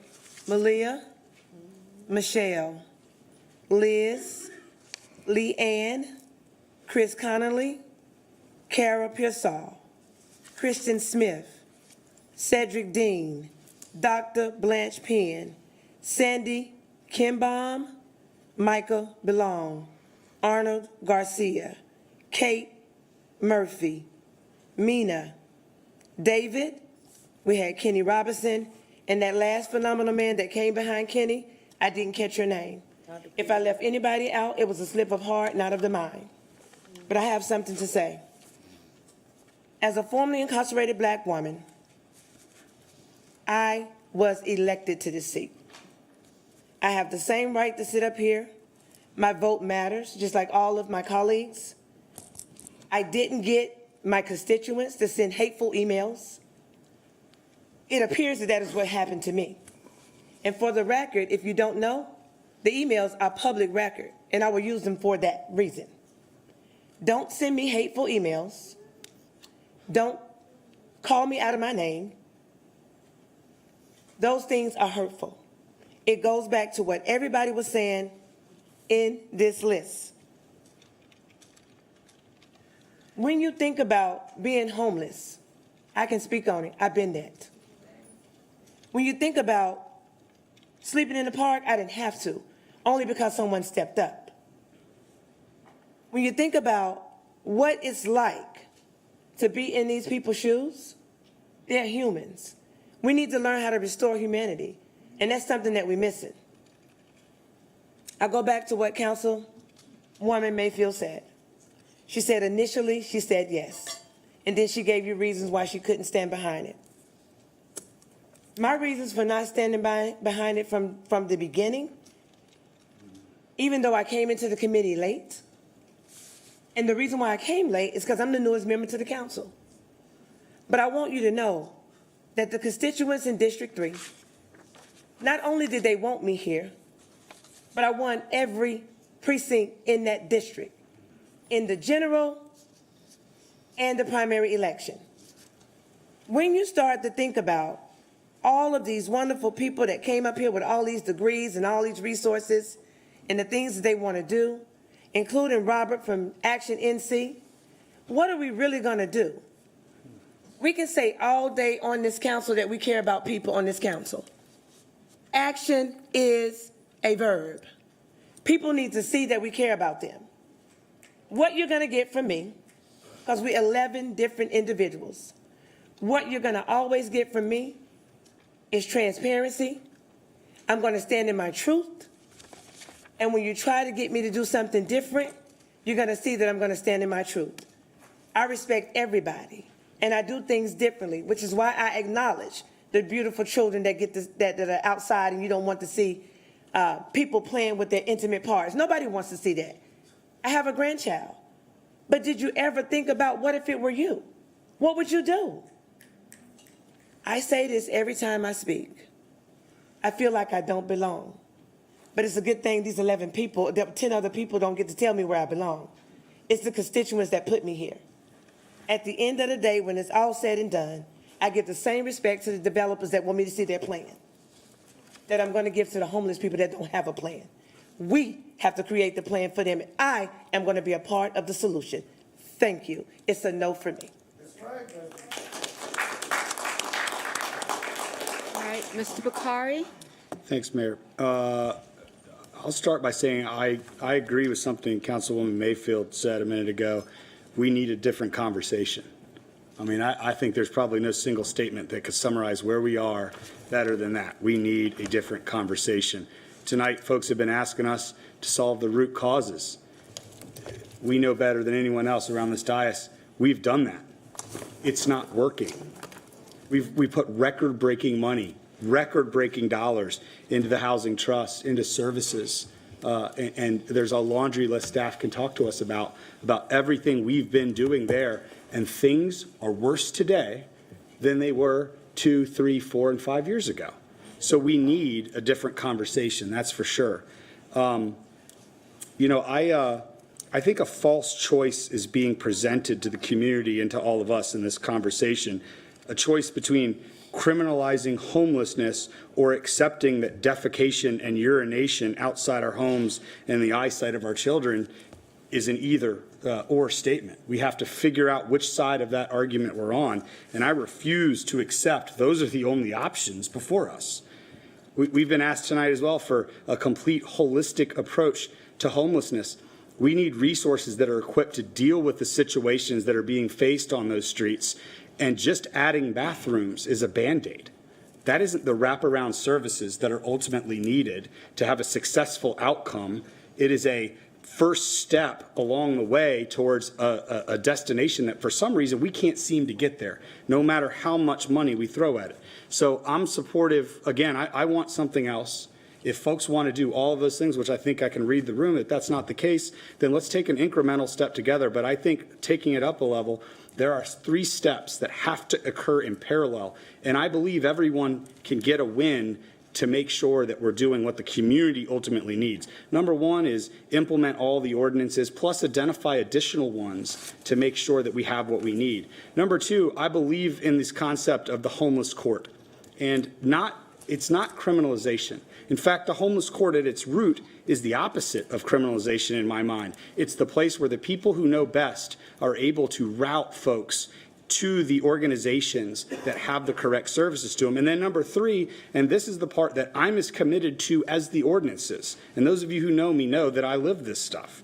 Create a triage approach like they do on a battlefield, where when we do all those steps at once, we make sure that when there are stacked up people in front of these organizations who serve our community so well, because there isn't room, because there isn't the resources and the things that are needed, we figure out how to fund and support those organizations, because we're going to do that in a much more passionate and timely manner when there are folks stacked up out front of those places trying to get service. I believe that there is some middle ground in there that because nobody wants people to be on the street, to have to do these things. They just want to be sensitive of the unintended consequences of the steps that we take along the way to that path. So I really believe in my heart that those, while oversimplified, are 3 steps that if we committed ourselves entirely to them, we could solve all angles of this issue.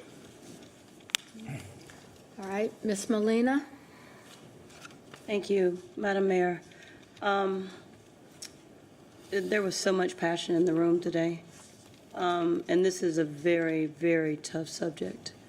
I think I love using the word human. I use it all the time, because absent that word, we really don't identify with our fellow community member. When you say human, you step outside of the context of the things that separate us. And in this particular instance, especially when we think about what God would do, it's one, or where God would be even, or our responsibility as believers. I think that, I think we all bear that burden. In my eyes, what I feel like we have in front of us is not an either or. I think it's a both and. And the reason why I say it's a both and is because many of the community members that are in this room that do the work day in and day out, I know you. I know who you are. I know what you do. I know how you touch humans every day. I know the services you provide. And I don't think that this is an opportunity to say to you that those things are going to stop. If anything, I think it's an opportunity to say, how do we empower you to be more impactful so that you can continue to partner with government? Law and order is one of the greatest responsibilities that we have. Protecting our residents, making sure that we ensure their safety, and that all communities feel like they belong. It's important. And so, like I said, this is a delicate balance. A lot of the resources that are needed in order for this to be a full exchange are not actually within the purview of the city council. We are hard services. So that's fire, that's police, that's infrastructure, that's waste management, water. We're hard services. That's what our budget is intended for. And we have colleagues who I know who are equally passionate, who administer services that are health and human services related, that are also in conversations with us about how do we create the best outcomes for all of our residents. There was one person who spoke in particular, Pastor Murphy. We had her before us last year, and I will never stop talking about the warrior for God that you are. We need to duplicate you across the city, because that's a person who's putting their resources where their mouth is. She's saying, I have a church, we have land, we want to develop, we want to provide services for our unhoused, and we haven't gotten to a point yet where we can assist her in doing what she'd like to do and the congregation that served with her would like to do. So we have work to do. This is absolutely imperfect on so many different levels. And that's what makes a decision like this hard. I don't expect it to be absolute all of a sudden. There's one other human being that I want to lift up in this room who I've known for many, many years, and that's Miss Judy Selden Cohen. She is a dear, dear friend of mine, and I know where her heart lies. She lives dead square in the middle of District 2, but she's also a warrior out here doing the work. And so how do we then balance the need for the safety that's needed uptown, the enforcement that's needed uptown, and empower the community members like you all, many of you all, who are doing the work every day? And I think there's a way for both and. I don't think the conversation ends here. I think it starts here, and then it continues with implementing resources where we can continue to empower the community leaders that are in the trenches doing the work.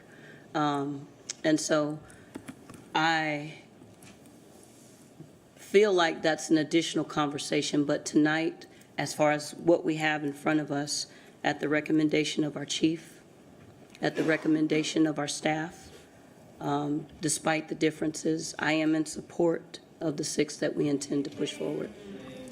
And not only am I in support of it, I still feel like that there's more work that we have to do to support the community members and businesses that are touching these residents. There's no such thing as complete resolution to any of this. We will always, I'm sorry, you cannot speak while I'm speaking. And I do not mean to be disrespectful to you, but that's just not our rules. And so this is just simply, like I said, a very tough decision for all of us. I don't think this is one of those things where someone says they want to criminalize what would be unhoused. I think it's just enforcing some behaviors that actually are unhoused all the time. I think our unhoused get blamed for a lot of stuff that they don't do. I think some of what we're hearing about are not even our unhoused community members. Some of these community members visit Uptown, and they don't practice responsibility when they're uptown and in various parts of our city. So I look forward to continuing the conversations around how we can be of greater support to the community members who are willing to be a part of the solutions. How do we make that possible for the community members who have the heart, the resources, and have their mind set on being a part of the ongoing solution? I'm here for that. And so that's where I stand. All right, Mr. Driggs. Thank you, Mayor. I think it's really unfortunate that this topic has become a flashpoint that has created this sort of sense of adversity among us here. We're all on the same team. I am struggling personally with a couple of issues based on what I heard tonight. For one, a lot of what has been said suggests that the behaviors that are prohibited by these ordinances are synonymous with poverty or homelessness. And the fact is there are a lot of people who are homeless who are not in any way responsible for this, and there are people who aren't homeless who are. We're talking about the behaviors. And so I think it's actually unfair to homeless people who do not commit these behaviors to be included in terms of who is being victimized by the idea of criminalizing this. We are talking about behaviors. The other thing I think is sort of remarkable is it sounds as if everybody thinks that we are having to choose enforcement versus engagement, and that in fact we aren't engaged, that we are sitting here contemplating enforcement and we have no care at all and we don't engage. And the truth is the engagement of the city is and has been huge. Tens and hundreds of millions of dollars, programs, ARPA funds.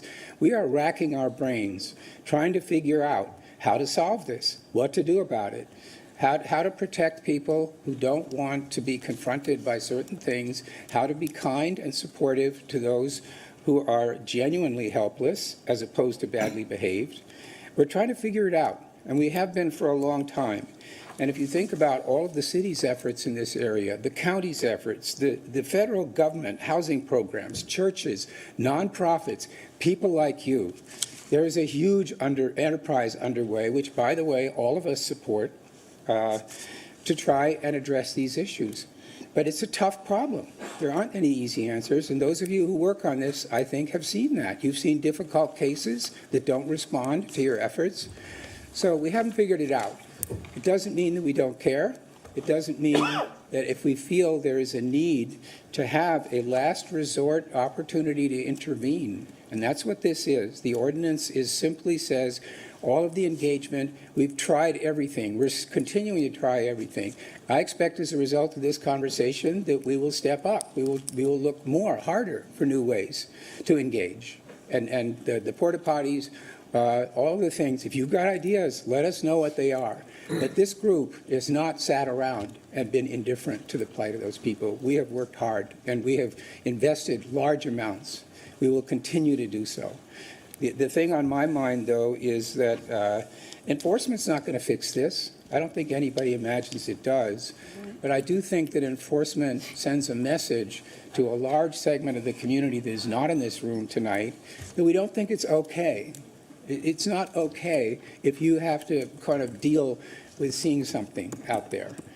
So we hope that we never have to use it, or that we use the final last resort arrest option as rarely as possible. But we have to be able to tell a lot of people out there that at the end of the day, if we aren't successful with everything else we do, and it comes down to somebody masturbating in the street, that is not going to be tolerated. There has to be something we can do about that. And that's all it is. I wish we weren't kind of confronting each other like this, because we're all on the same team. If you've got ideas, let's hear them. I'm sure this council would invest. We're prepared. I mean, look at this group. This is not a bunch of people that don't care. So personally, I feel for the benefit of the people who want some assurance from us that we draw a line somewhere when it comes to what they have to see, that we should pass this, and that will be my position on it. I just wish that we didn't find ourselves in this kind of an atmosphere of confrontation. Thank you. All right. Ms. Johnson? Thank you, Madam Mayor. So I have some questions. Can Mr. Heath come up, please? Are we questioning staff at this point? I'm not sure. Honestly. That's okay. Your You know, questions that- are. that's Go okay. ahead, go ahead. Just say what you can say. Okay, go ahead. My question is, we talk about the resources that the city is proposing. And I wanted, for the public's consumption, could you name some of those resources that are going along, the non-enforcement strategies that we're proposing? Yes, I can.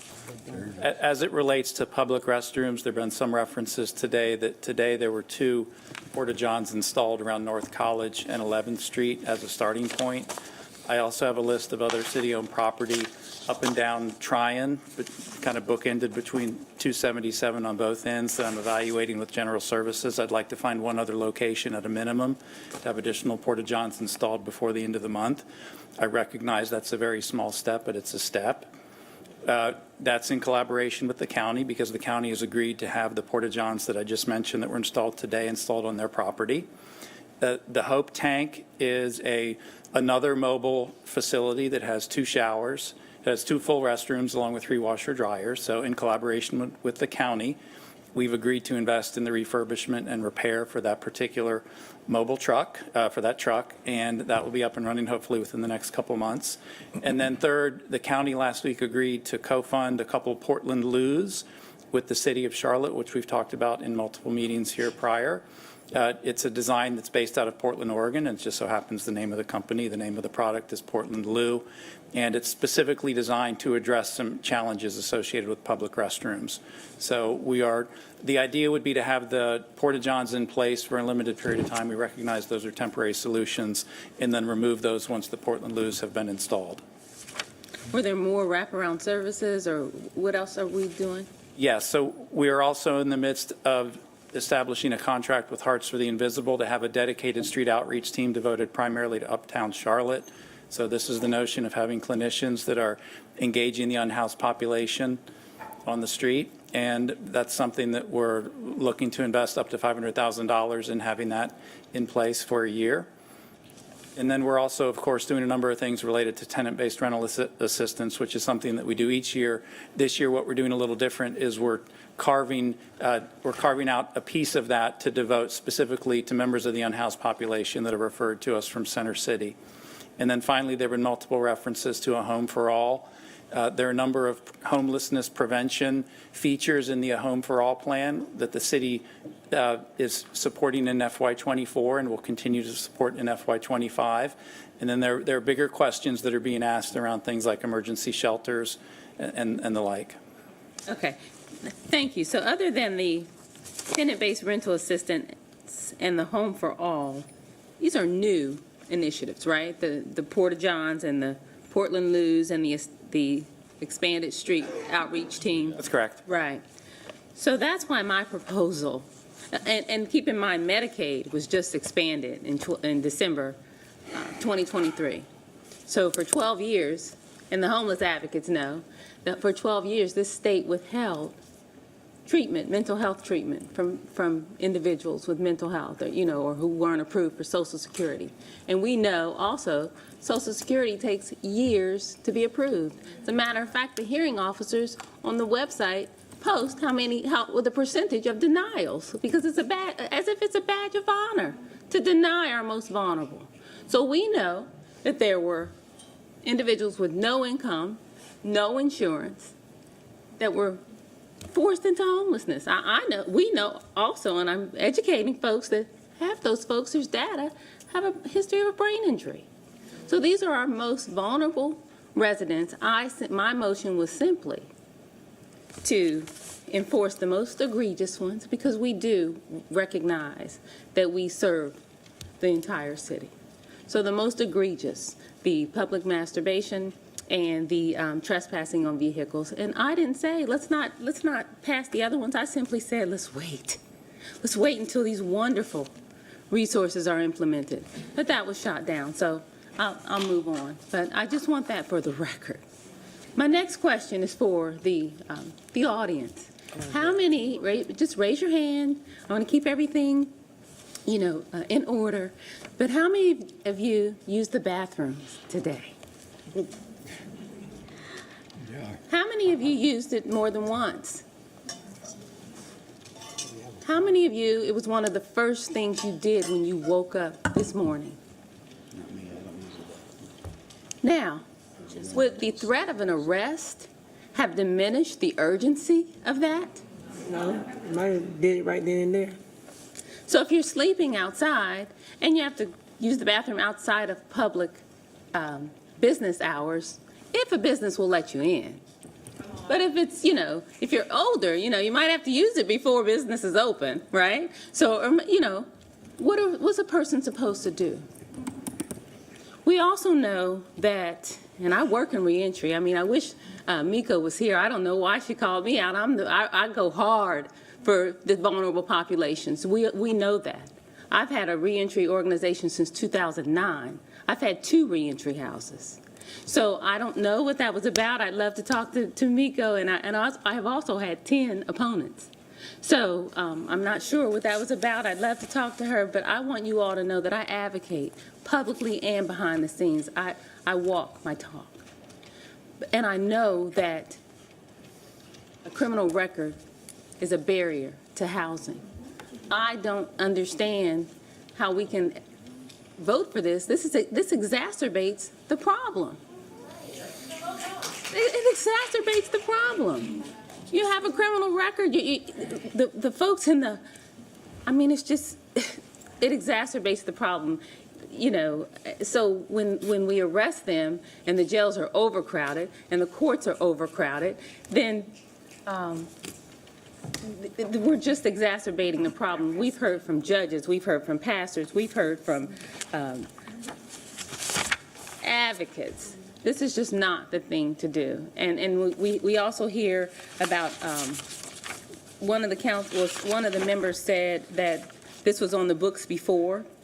And although there may be some constitutional issues, we should just do that. That's the most non-compassionate thing that we're going to hear. In a second chance city. Remember, just on the news a couple weeks ago, we were a second chance city. So this is just the opposite of a second chance city. Another thing that I wrote down. Also in the news, if we're in a different side of town, or if you can pay $8.99 for a cup, public drinking is called sipping and strolling.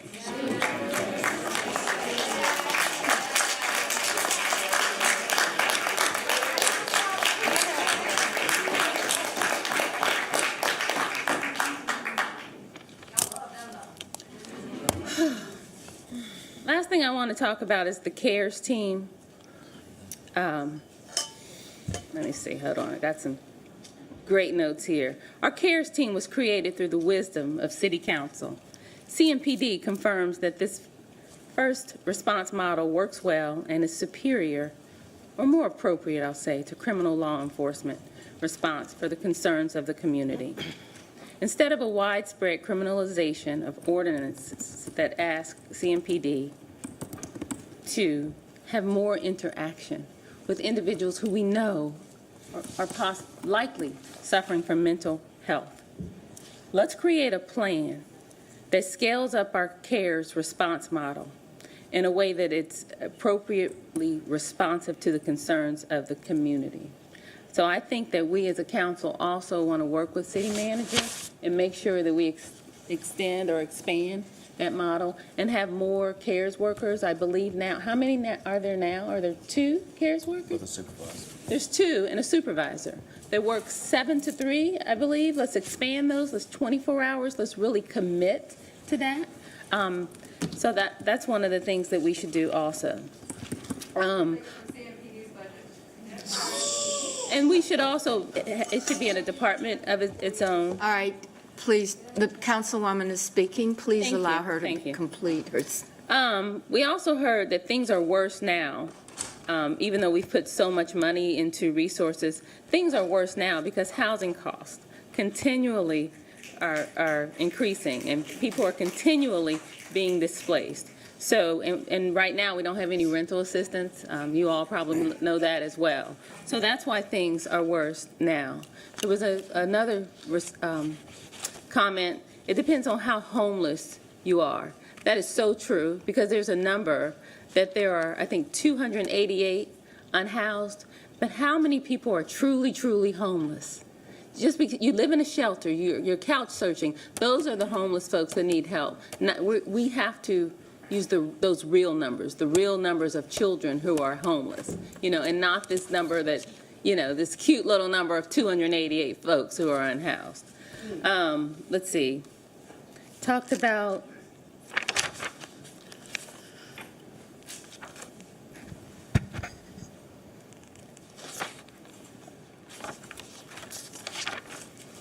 I think that's all.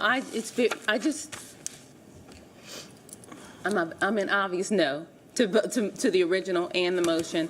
I understand. I work with these folks. I've been on the reentry partners group, and Councilmember Brown and I work with these individuals. Somebody said the council needs to listen. I am one of them individuals. Yeah, somebody said council needs to listen, and I hope that. I said that. Okay, and I think Dr. Penn did too. Someone else did, but yeah, we are on the front lines, and we are here. We're saying this. The pastors, the advocates, the activists, the doctors, the judges are all saying the same thing. So I think the council members should really consider that.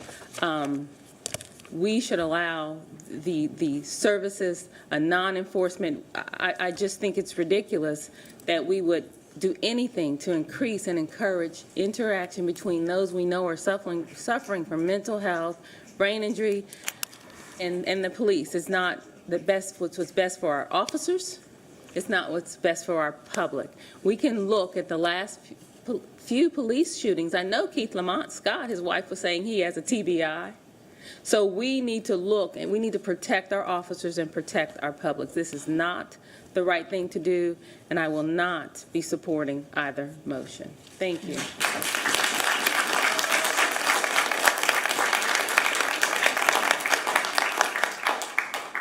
Mr. Graham. Thank you, Madam Mayor. And let me first start by thanking each and every one of you for coming out tonight on both sides of the issue. I have the opportunity and the responsibility of representing the citizens of District 2. This past weekend, we had a District 2 Town Hall meeting where a number of neighborhood leaders throughout the district came together to talk about issues of concerns. Last April, the Friends of Fort Ward approached me about issues that they were seeing and viewing and experiencing in Uptown Charlotte, in which I represent. Uptown Charlotte is in District 2. I share it with my colleague, the Mayor Pro Tem. And I was not surprised by what they told me, what they showed me in pictures and video, because over the last 2 years, there have been a number of public safety concerns in Uptown Charlotte, and they have expressed that. We've been working with the neighborhood associations and property owners and small business owners in Uptown Charlotte for the last year to address public safety concerns, and which led us to where we are today. Let me first say that I clearly understand the views of many of the audience that are expressed tonight. But for me, public safety, no matter if you live in Mallett Grove or Prosperity Church Road or Noda or Ballantyne or Uptown Charlotte, should be our top priority as a community. We all deserve to live in an environment that is safe, that is clean, that we know our neighbors, that we have the ability to walk our dogs or walk our children throughout the community. and feel safe about what we are and who we are as a community. And for me, this is not about either or. Either we put the ordinance in place or not. Either we provide wraparound service or not.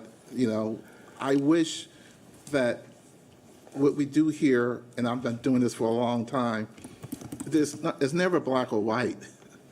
It's always the gray area that we have to deal with. And the gray area for me is the really concern of public safety for all residents in uptown Charlotte, housing, homelessness, mental illness, drug addiction, to what degree Mecklenburg County will support our efforts, and they have done a tremendous job. They have all the resources to deal with addiction and mental illness. We don't have those resources with the city of Charlotte. And many of the nonprofit organizations we work with that do the work day in and day out, boots on the ground. I mean, so we have to have a holistic approach, and we have to understand as a community that this issue of homelessness, it's not a 100-yard dash. We're not going to solve it tomorrow. It's a marathon. We've come a long way from Tent City. We've come a long way in terms of providing the type of community support in terms of our nonprofit organizations, Mecklenburg County, the city of Charlotte, corporate entities all working together to come with a comprehensive community strategy to address housing and homelessness. That book, A Home for All, now rests with United Way, and there's a strategy in place that we all have to provide some type of community resources, community input to get to the finish line, which is miles away, because homelessness is all those issues I just addressed earlier. I support reinstating the ordinance because it's the right thing to do to protect the public safety of our community. I also support additional support for street outreach. I support Hearts for the Invisible and making sure you get the resources necessary to do the boots on the ground work. I support Deb and Block Love Charlotte. I support our county partners that are really doing the nuts and bolts work every day to address this issue. 2 restrooms, 2 porta-johns is simply not enough. And we have to provide a comprehensive strategy working with Center City Partners and others to find out how do we provide an environment where we can get more working with our corporate entities in uptown Charlotte. As a council, we have the opportunity to really put gas in the car during our budget cycle for a home alone program and making sure we have the resources to back up what we said we want to do as a community. This issue of homelessness is a critical issue for this community that I take seriously. But I also take seriously the public safety of our residents. And not only have I walked the streets of uptown and talked to the property owners and talked to those who are our guests living in hotels and their experience when they're in Charlotte. Just talked to a young man and his wife at the Hornets game this past Saturday. And they told me that they were staying in uptown and how they couldn't wait to get to the arena because they were incarcerated by 2 or 3 people on the way to the arena to go to the game, looking for money. When they said no, they were continually bothered, and they followed them all the way to the arena. Excuse me. So we have an opportunity to address the issue, and it's not either or. And it's really about ensuring that no matter where you live, that you feel protected by your government. That's what it is. And so I just really support all my neighborhood leaders. When neighborhood leaders have come for a wide variety of issues, we've always listened to everybody. Not only did I listen to them, but Robert Dawkins and Deb. I called Deb in January, and we spoke, and we talked to Liz 2 weeks ago, right? And so I get it. I think I'm 98% in agreement with everything that you guys need and want to make sure that those who are unhoused get the resources that they need. But we also need to make sure that public safety is first and foremost throughout the city. For everybody. That's no doubt about that, for everybody, no matter where you live. No matter where you live. And I support that. And I think this council supports that. And I think this, putting the ordinances in place is a small step forward, that we should do it. And I agree with the substitute motion. And then we pivot towards, Mr. Manager, working towards those other issues that are more long-term in nature. So I'm ready to vote when the other speakers have spoken, and I will be supporting the substitute motion. Mr. Mitchell, please. Quiet. Okay, it's the same guy, the young man with the T-shirt and the glasses up there at the top. If you would just, yes, I'm talking to you. If we can have some kind of eyes on this, that we can actually allow people to speak, then we'll be okay. If not, we'll just see where we have to go with that. All right, Mr. Mitchell. Mr. Mitchell? Thank you, Madam Mayor. I think you've heard comments from all our colleagues, just like we sit here and heard your passion about this tough issue facing our community. A lot of times, I would like to think when citizens come here, they look at this city council as a body of hope, that we will make the right decisions, and the right decision for all our citizens in Charlotte. We're not trying to create two Charlottes, but everyone who lives in the city of Charlotte feel comfortable and proud of our city. And so I find myself today feel like we're choosing winners and losers, and we never should be in this situation. It is tough for us to sit here on one end to ignore what's occurring in the neighborhood, on the same time understand the passion of Liz Kelly, who does this work with a passion, Black Love, who does it out of the goodness of her heart, and of all our ministers who use scripture to tell us we should take care of the least of our citizens. And so it is going to be tough when you leave here tonight and you're going to feel like the city council let you down. So let me share what I would like to do. I would like to be that ray of hope that after today, I continue to work with Liz, Black Love, and the ministers, how we put in permanent solution so we don't criminalize our homeless community. How do we make permanent solutions and so they won't have to use our park and do things that's not good for our community? But you hear the story of a young lady who lives in Fourth Ward and what her kid was exposed to. None of us will want that for any of our citizens, our children, or grandchildren. And so tonight, a lot of you all are going to leave here upset, but I say stay engaged with us and stay engaged with me. I look forward to building a better city of Charlotte for tomorrow with your help. I will be supporting the substitute motion that was given by Councilmember Ashmere, but that is not a permanent solution that I want to have for the city of Charlotte. Thank you, Mayor. Thank you. Mayor Pro Tem? Thank you, Madam Mayor. I, too, like my colleague, Mr. Graham, want to thank all of you all, because so many people that spoke tonight, and I can look out and just see so many of you are on the front lines, whether it's through direct services or through your faith-based organizations, or just being community leaders and active community participants.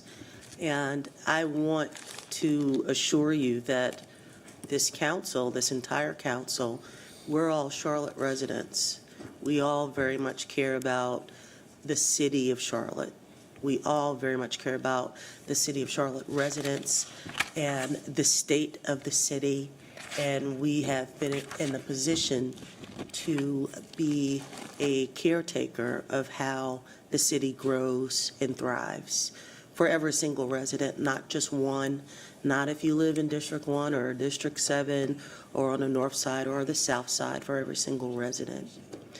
And so with an issue like this, it's not a one and done. The outcome of tonight is not going to solve the entire problem. It is going to be one particular aspect of that challenge, of that problem. As has been mentioned by my colleagues, this is a multifaceted issue that is an issue across the entire country, right? And if there was a best solution or a best practice that we could point to and identify, inevitably, that is what a couple of other cities have landed on, and it has absolutely solved this issue. Believe me, our staff would have brought that to us. We would have researched that, and we would be putting that forth tonight.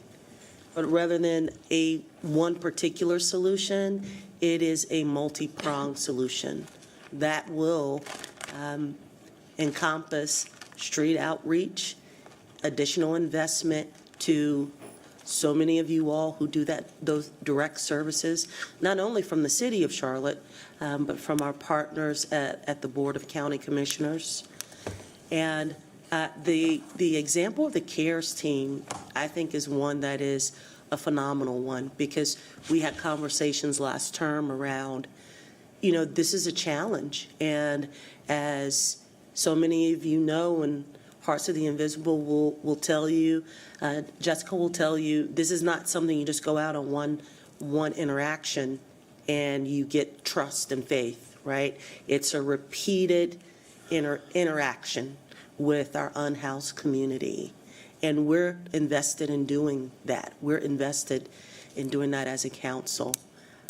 I too also agree with one of my other colleagues who said, that this is a direct one-to-one issue with the unhoused.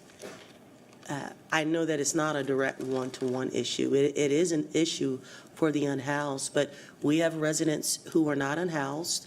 We have people who come uptown and in other parts of the city, and they don't conduct themselves as if they're in their own neighborhoods where they live.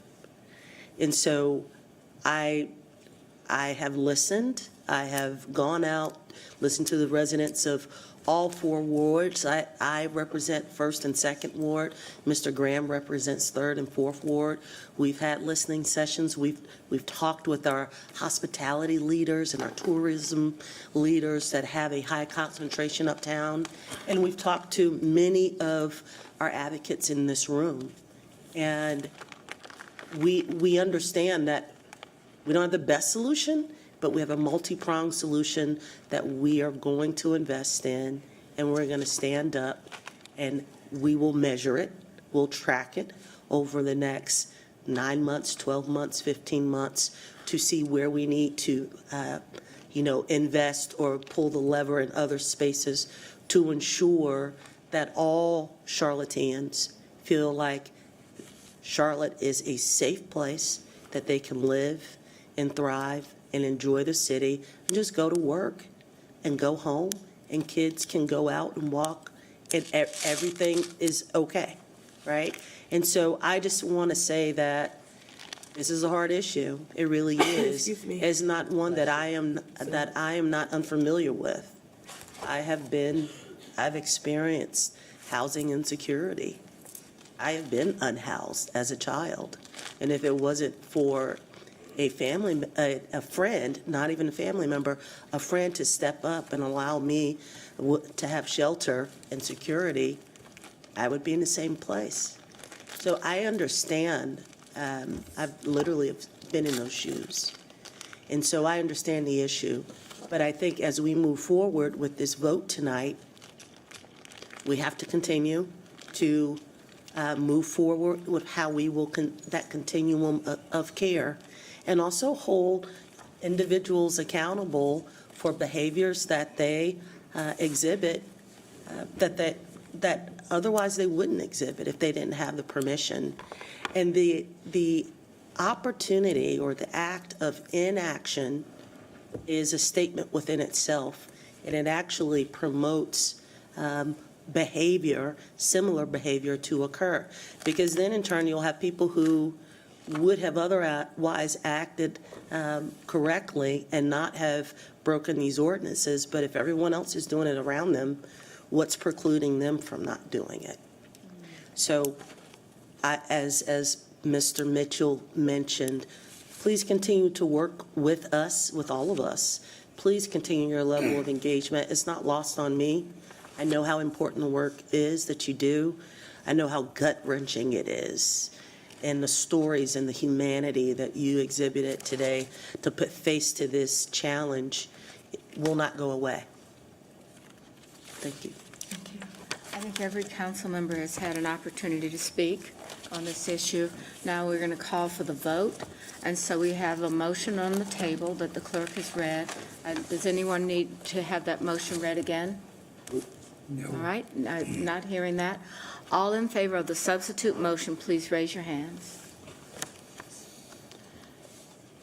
All in opposition to it, please raise your hand. So that's 3 in opposition. Thank you very much. I want to say and add to this that we really appreciate what has gone on here tonight, and as much as I've said, please behave and respect everyone, I think we did a terrific job because this is a very, very difficult subject, one that many of us have worked on for many, many years. And it's not going to stop or start with this recommendation for these ordinances today. Thank you. This was a pleasant conversation. You're right, No, man. that's right. Yeah, So this it was great. Okay, yeah. Shame on you. Get what they want. But this is how I look at this, and I think every member of this council, we have to work together as a group to do something that's going to be significant for our community. We know what these issues are, and we've been dealing with them since I can't even remember how long.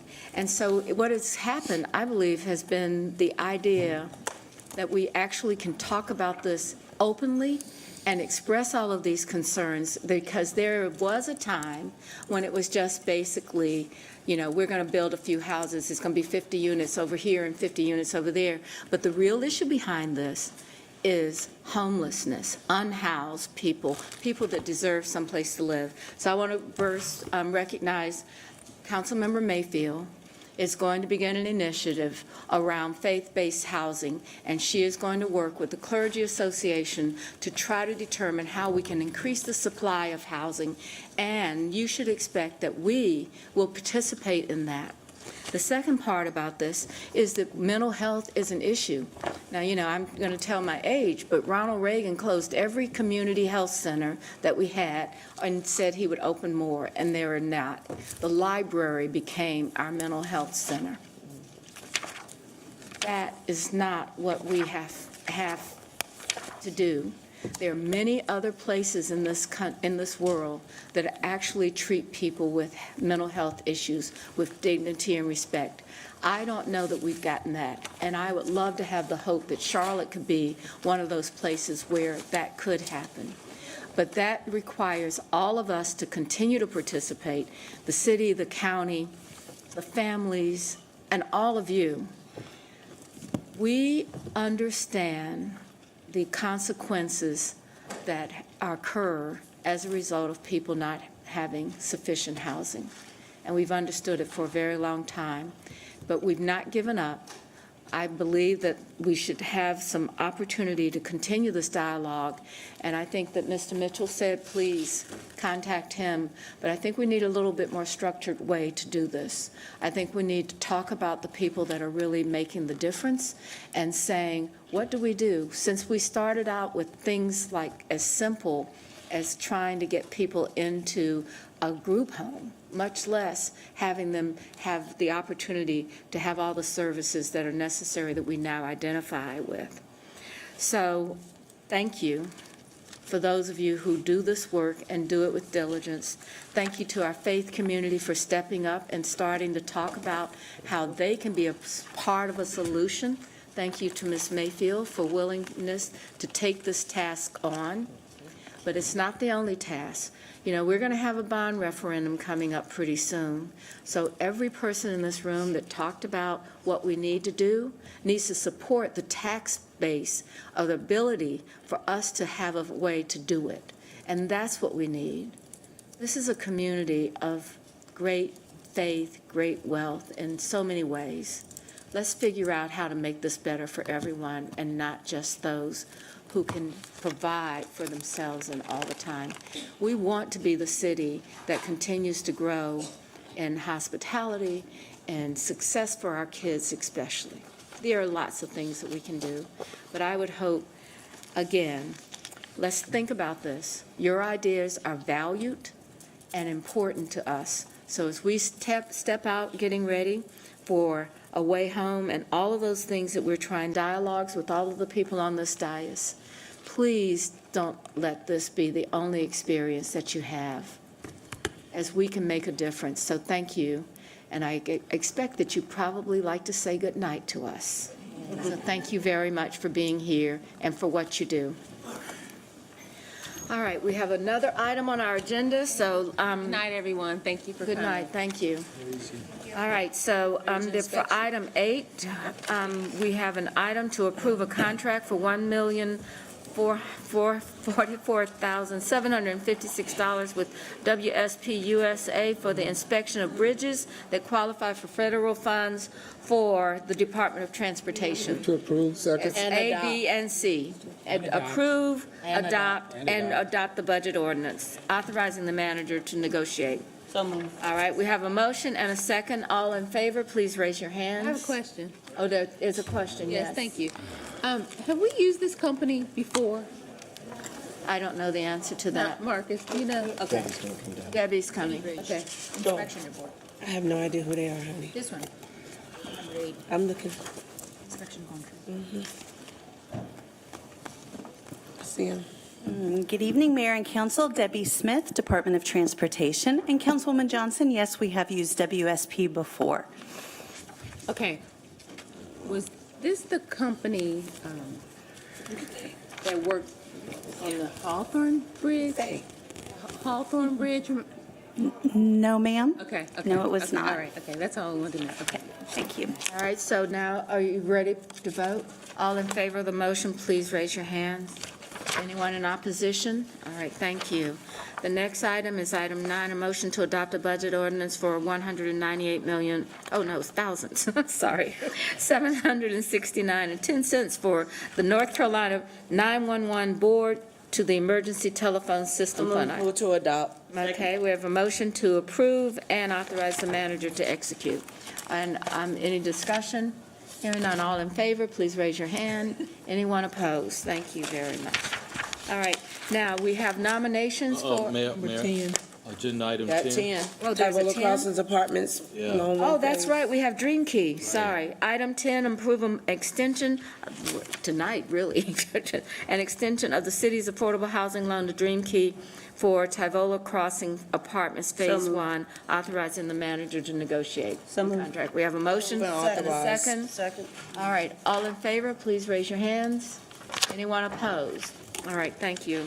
Now, let's go. We go to the nominations with the exception of nominations for the Charlotte Business Inclusion Advisory Committee, which will be presented later this month. All right, what do we need to do here? There are numerous boards, most of them actually, that have more than 6 nominations. So at the conclusion, you can make the one motion, if you so desire, that all these positions can be appointed. Would you like to do that tonight, or would you like to do it at the next meeting? Yeah, Let's right go, now. we're going to haul it on Yes, through ma'am. tonight. Let's get Okay, it over let's with. do it. We're here. All right. For the Alternative Compliance Review Committee, David Walters received 11 nominations. For the Bicycle Advisory Committee, Juan Contreras Suarez received 10 nominations. For the Business Advisory Committee, Nate Hogan received 6 nominations. For the Business Advisory Committee, We pulled that one. The business BAC. inclusion. that was The CBI. business inclusion. We pulled the business inclusion. CBI was We pulled pulled, the, is my which one are understanding. we on now? Business Advisory Committee. Oh, I'm sorry, I thought that was 6, the guy that had got 6 there. Okay, sorry, Stephanie, Madam Clerk. For the Sorry. Business Advisory Committee, Charlene Henderson received 11 nominations. Yeah, look at you, girl. Unanimously. Congratulations. For the Charlotte International Cabinet, Rona Chin received 10 nominations, as did, and also for the Charlotte International Cabinet, Akofa Dasu received 11 nominations. For the Charlotte Mecklenburg Public Access Corporation, Faye Barnett Shell received 9 nominations. For the Civil Service Board, Charlita Hatch received 11 nominations, and Joshua Lloyd received 10 nominations. For the Community Relations Committee, Willie Holy received 9 nominations, Diane Lynn received 10 nominations, Lana Shepherd received 9 nominations, and Sharice Torrance received 10 nominations. For the Historic Landmarks Commission, Charlie Miller received 11 nominations. For the Housing Appeals Board, Pamela Beckham received 9 nominations. For the Keep Charlotte Beautiful Committee, Kelsey Schuster Dutcher received 10 nominations.